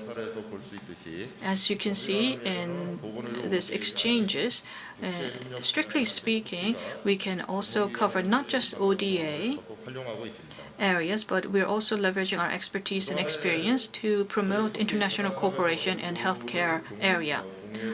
These are some of the learnings from our activities in the foundation. We're doing local context and on-site projects, and we're leveraging external and internal resources effectively, and we are mindful of accountability and sustainability to manage our risk. However, we need to do a result-based. Currently we are doing a result-based management rather than fact-based management. There's a potential risk of frequently changing manpower, and there's also social and political risk for partnering countries. Then going forward, how will Kofi respond post-COVID era? What is clear is that after COVID, the demand and supply for ODA in healthcare will be uncertain, and there is going to be a surge in proposal, demand, and forecast by different stakeholders and experts. Currently, we are carrying out many projects, and that has become a burden. So we need to robustly work with relevant institutions, and we want to develop Kofi's internal model to work with different institutions. Currently, we're working with EDCF in terms of hospital operation and consulting. And once this project is completed, Kofi provided operation consulting business. But in the future, Kofi will be involved from early on in hospital operation to enhance effectiveness of ODA.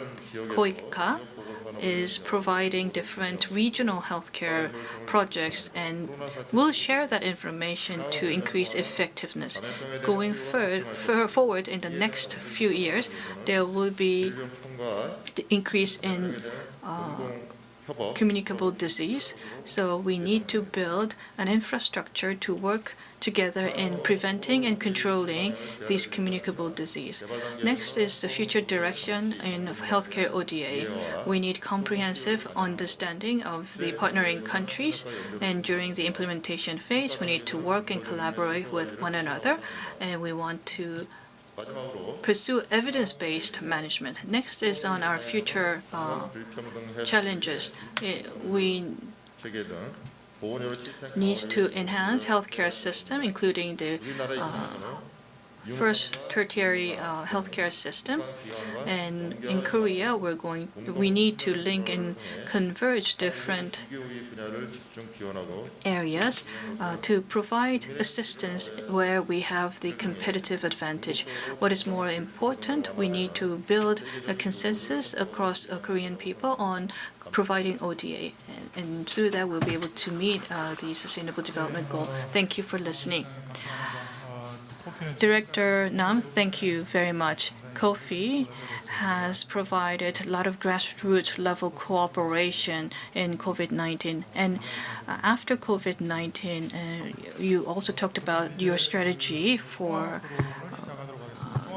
responding in post-COVID-19. We have 3 panelists for discussion from Ministry of Economy and Finance, MOEF. We have Mr. Kwang Chul-ji, Director General for Development Finance Bureau. And also we have Mr. Chu Hoon Kang, of Director General for Development Policy and Planning from Office for Government Policy and Coordination. And we have, joining through video conferencing, we have Mr. Cho Yeon-moo from Ministry of Foreign Affairs and Foreign Affairs. Please welcome them with a big hand. All 3 of these panelists are coming from ODA-related teams. And during COVID, we have gathered much learning from providing ODA, and they'll be able to talk to us about our future directions. And it will be great to hear from them about the future plan. After this session, there is a closing session for Global Korea Convention, so we need to be on time, but we are running short of time. So I'm able to give about 7 minutes each for each of the panelists. With that, first, I would like to invite Mr. Young-moo Jo, Director General for Development Cooperation with MOFA.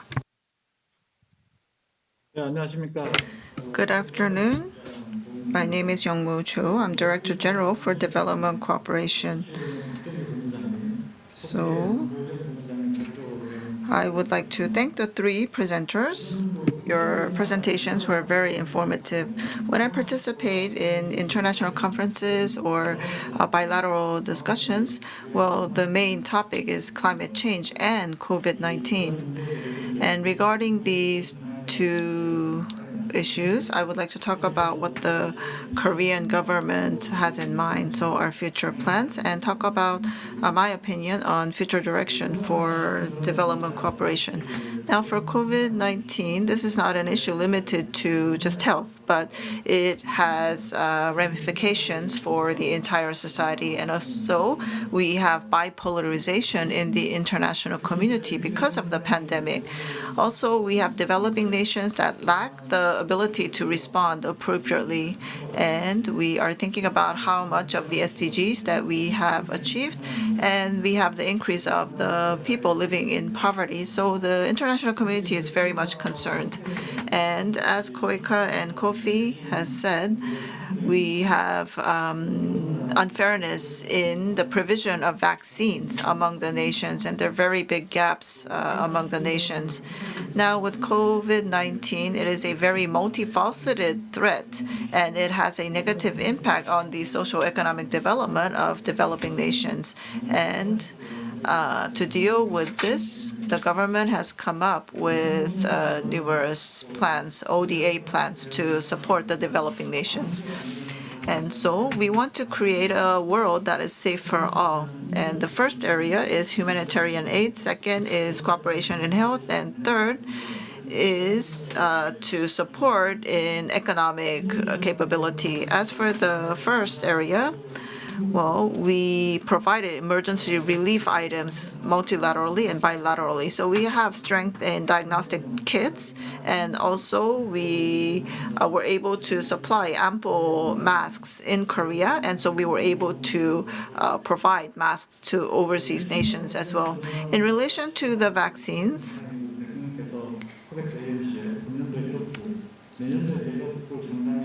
the president has committed 100 million in terms of the vaccine support. And also, if we have a surplus of vaccines in Korea, we can provide them to other nations. And also the second area in health, well, we don't want the support to be short term. So we want to teach these people how to fish rather than provide the fish. And that is why we have selected some partnering nations for each of the continents, and especially for Africa, we're focusing on GDC and we're working on capacity building in the health area. And the third part has to do with supporting socioeconomic capabilities, and COVID-19 is impacting society and economy in the long term. And that is why we are including epidemic-related aspects in our support package for the economy and social development. So these are the efforts that the Korean government have been making. And so we are doing development cooperation. We are providing material and products. And so the evaluation and assessment regarding what we have done was quite good, and the response was quite favorable in the international society. And many people said that we should be sharing our best practice. And we have a task force formed, and we held a seminar or bilateral talks so that we can readily share the experience that we have built up. And we have tried to share our experience and knowledge when it comes to boosting the economy under these difficult times. And of course, many different countries are announcing carbon neutrality, and we had the COP26 meeting and P4G meetings and so forth. So climate change is a very important issue.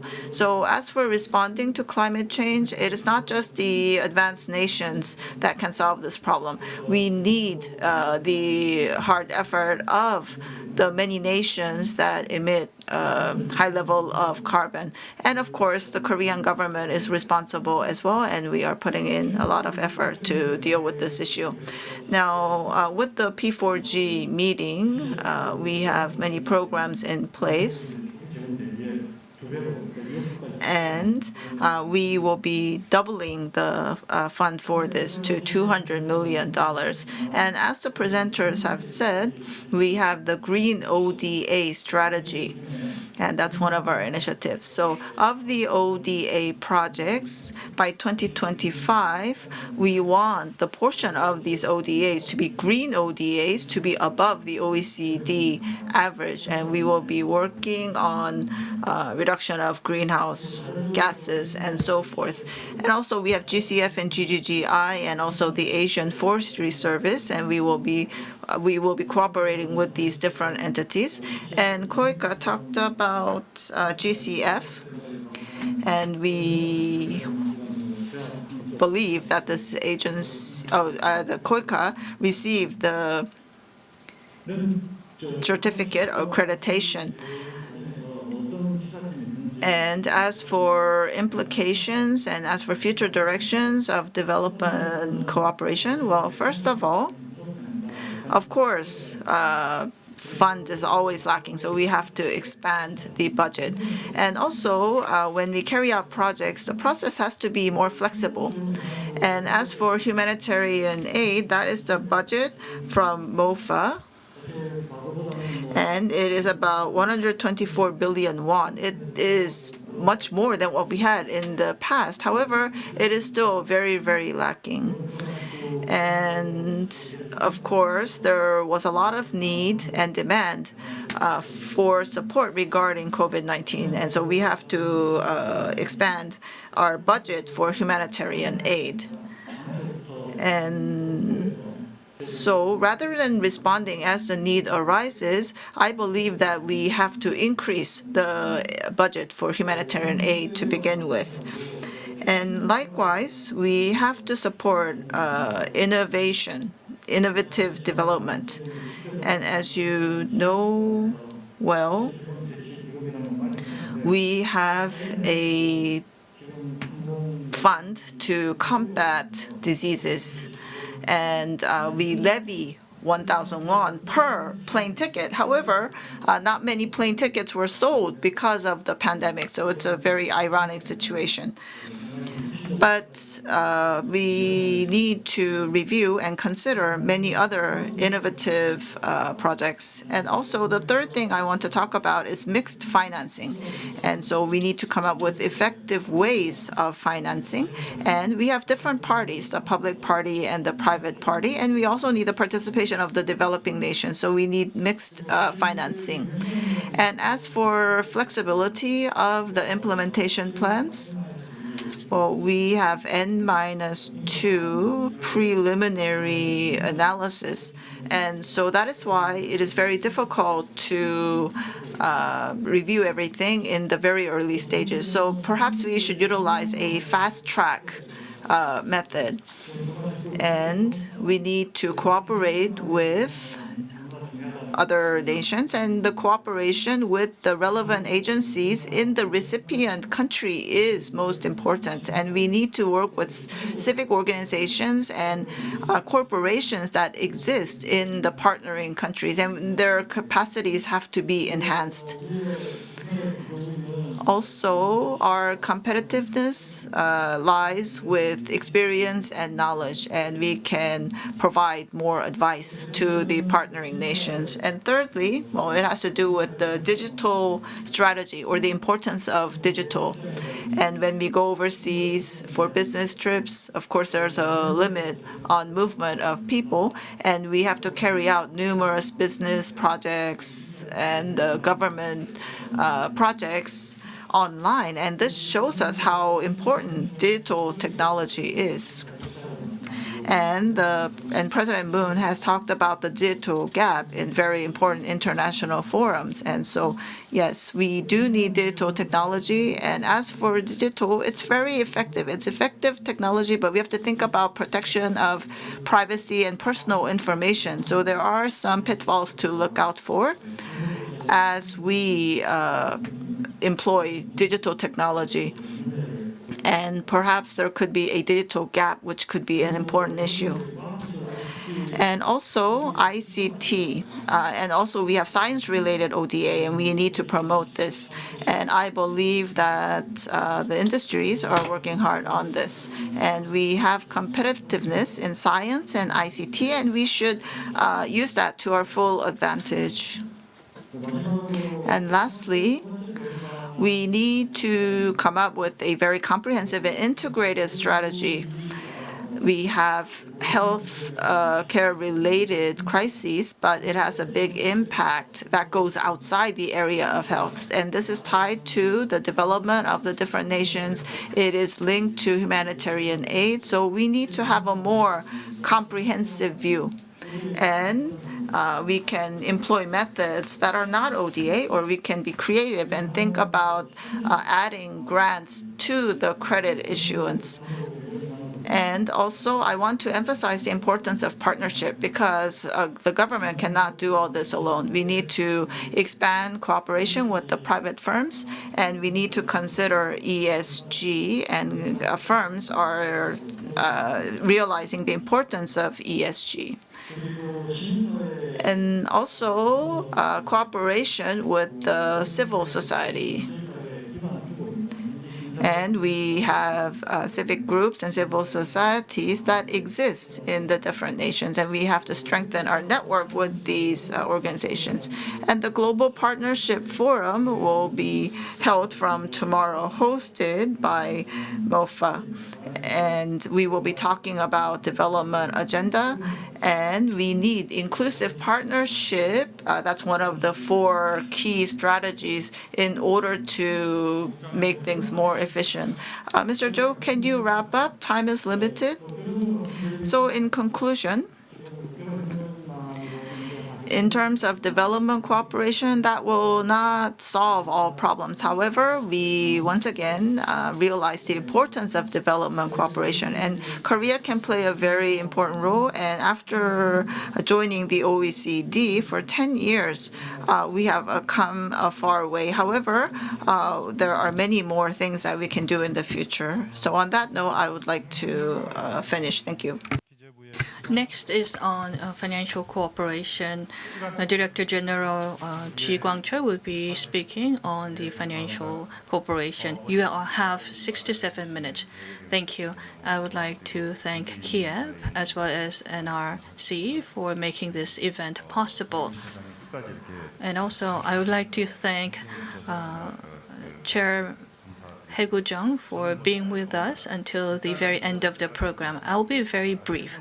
What I want to mention is that I really enjoyed the 3 presentations today.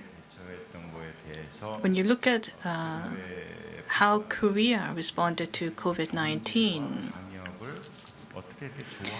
the international community is impressed on how we were able to balance both economy as well as disease prevention. I had an opportunity to talk with high-level officials and OECD, and that's what I hear. We were able to get vaccinated, and we reached 70% of vaccination in a relatively short period of time. So Korea and Koreans tend to rush things, and we have this 빨리빨리 culture where I think it really helped in getting the population vaccinated, and how we responded to the disease control is something that international community is impressed with. We also had some challenges in disease prevention and quarantine measures, as well as balance that with economic activity was an important thing. But in Korea, there was no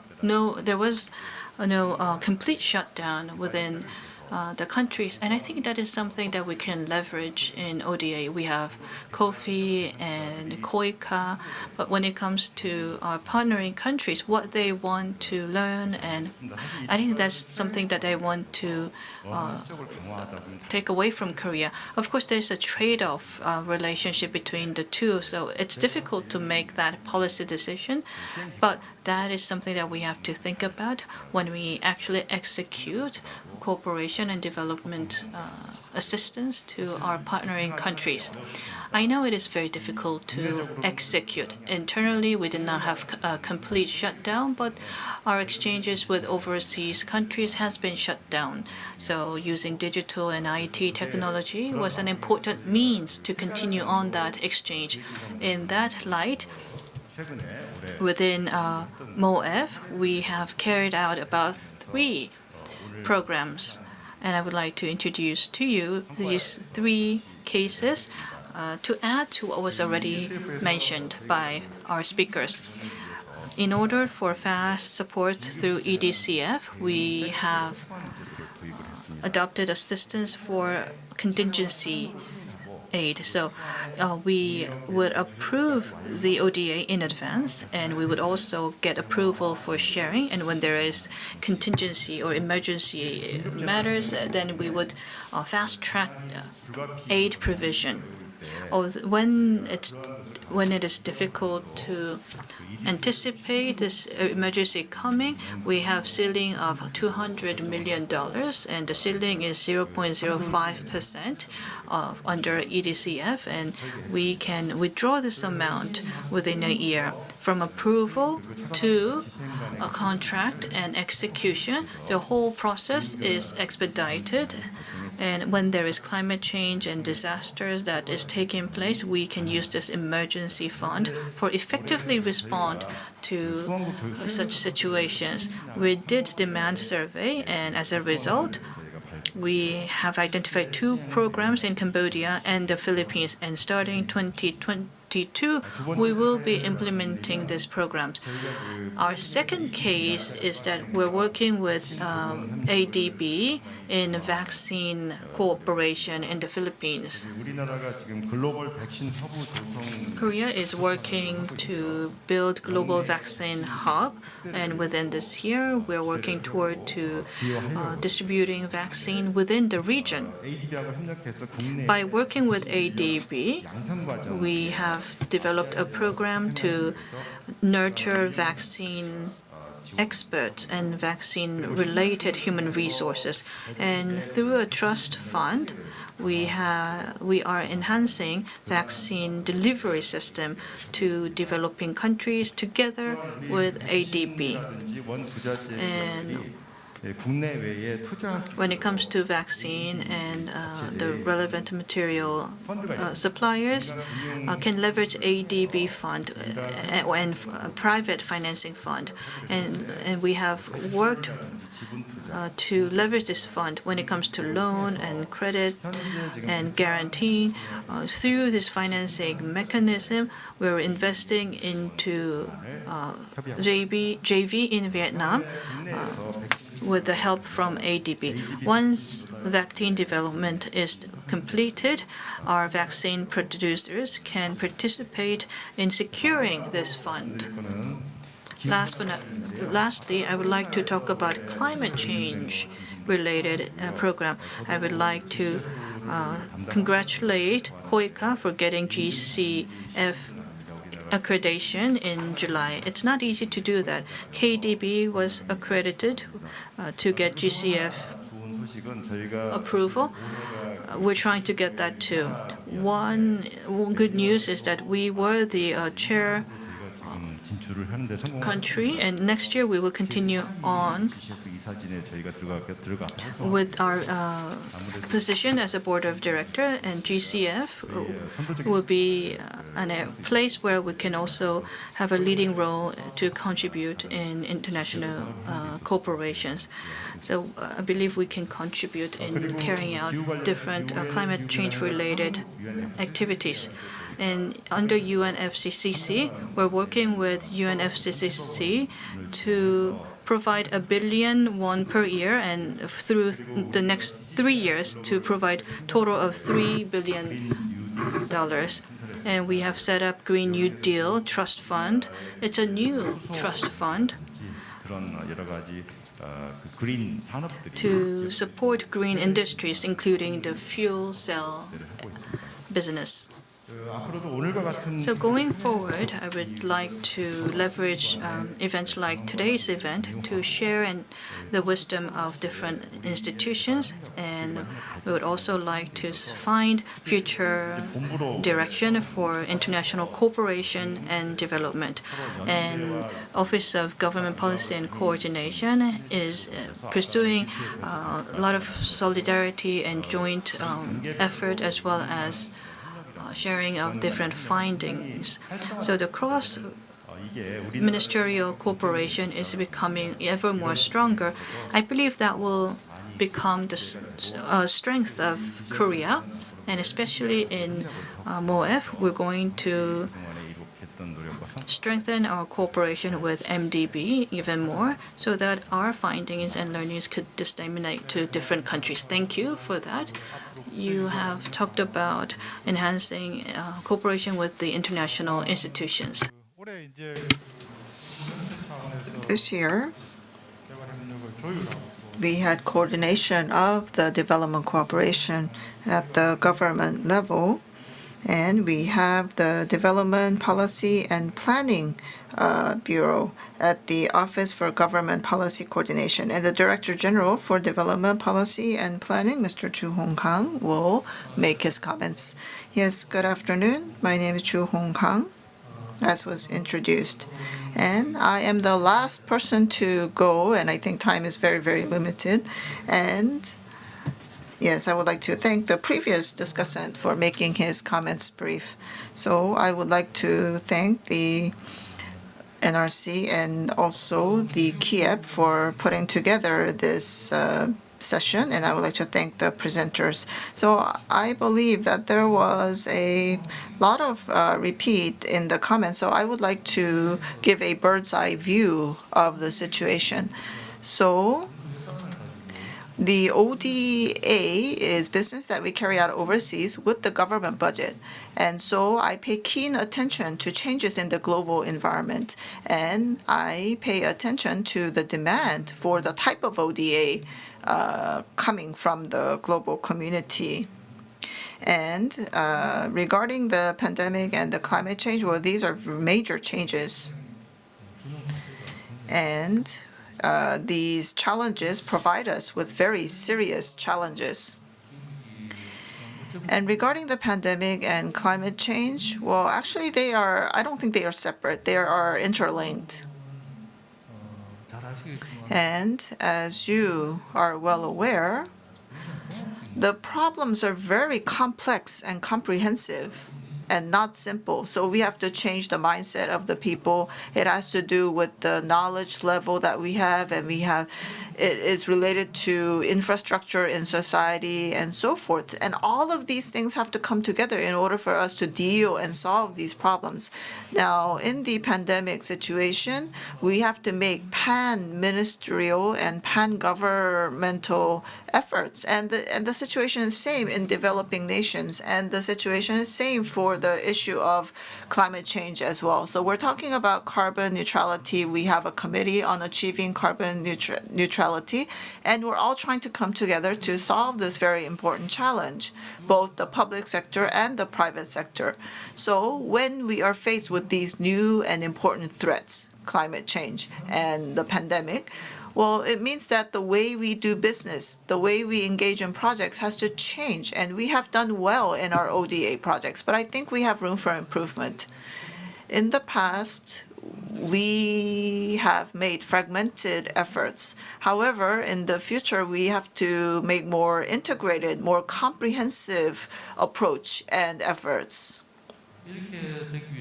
And to make that possible, I believe that we have to be more comprehensive and also consistent in support. And also we have to work with other parties. And also we have to have the right scale in our volumes. And we need to engage in win-win or mutually beneficial ODAs.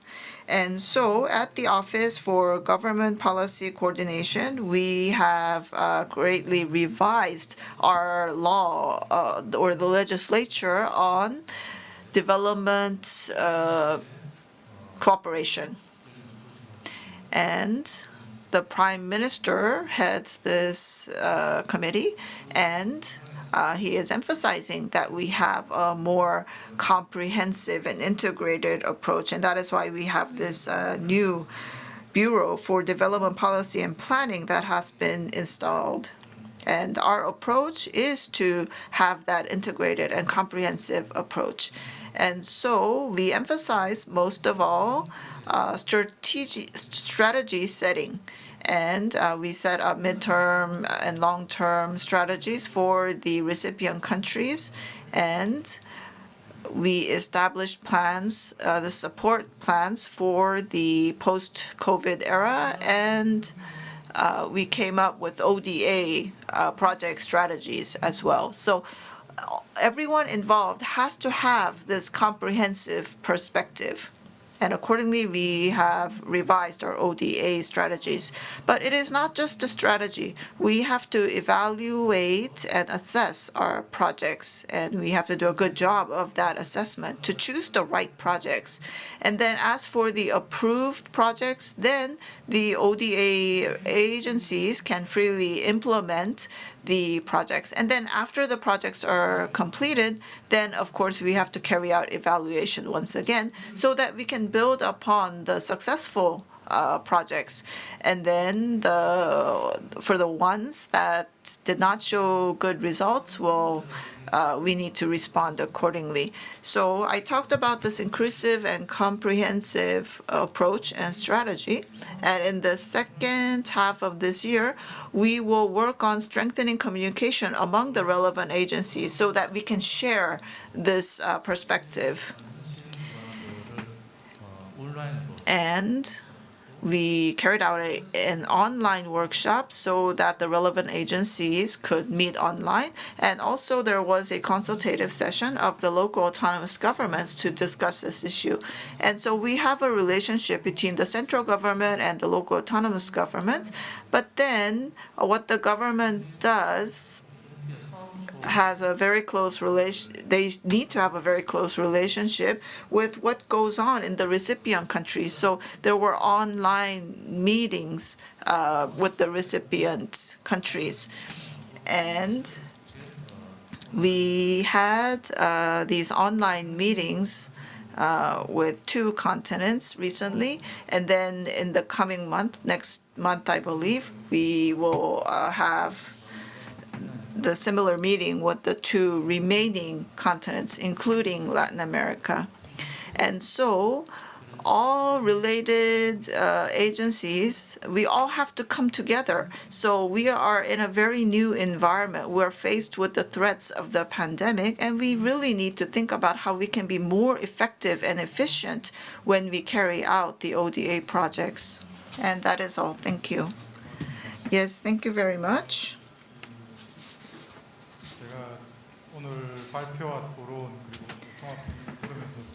I listened to all the presentations and the comments made by the discussants, and this is what I'm thinking. We experienced the pandemic for the last 2 years, and we are faced with new conditions and different environment. And I think we have to think about 4 things. Everyone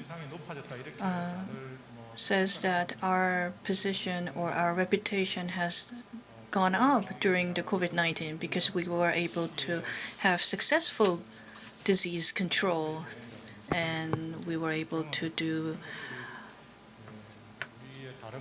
diagnostic kit sharing in advance, and we will also have soft power.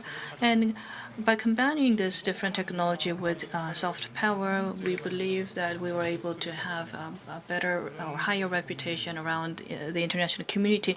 So we need to further develop this going forward. And during post-pandemic era, we may see the emergence of new demand like the digital transformation, as well as need for healthcare assistance. So we have to think about how we're going to distribute resources and human resources for these kind of assistance. And during the pandemic, what we learned is that once there is an emergent need, how are we going to and how fast are we going to respond to this emergent situation is critical.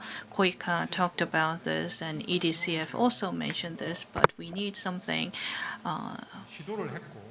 And we made an attempt to successfully provide and meet this emergency situations. And such a situation may arise in the future. And when this situation arises, we need to provide quick assistance, and we have to institutionalize and expand non-face-to-face assistance. And lastly, as many mentioned, especially by Mr. Cho from MOFA mentioned, we no longer should limit ODA to government ODA. We need to build a solid partnerships. There are many CSR activities by Korean companies, and many companies provided emergent healthcare assistance as well. Recently, for instance, ESG has become a very important topic. So ESG could potentially be combined with ODA, and how are we going to do that could be something that we have to think about.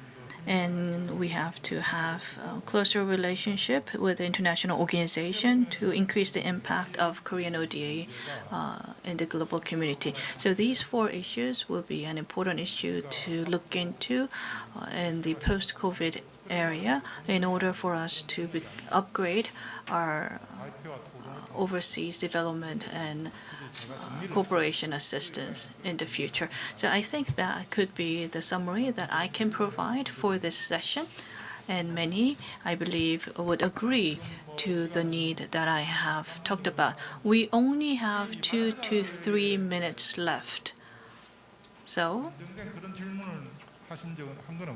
I don't think there was a question raised to our presenters. So if you have any question from the floor, I would like to accommodate questions from the floor if there is any question. Is there any question? If not, I would like to ask our presenters ask whether you have anything to add. If not, then with that, I would like to close our session. And as I have mentioned, we have new challenges ahead of us, and we need to look into the current situation and think about the way forward. I would like to thank our 3 presenters as well as our 3 discussants for your valuable participation. Also, I would like to thank Kiev for making this event possible. Thank you. We would like to end with a big applaud.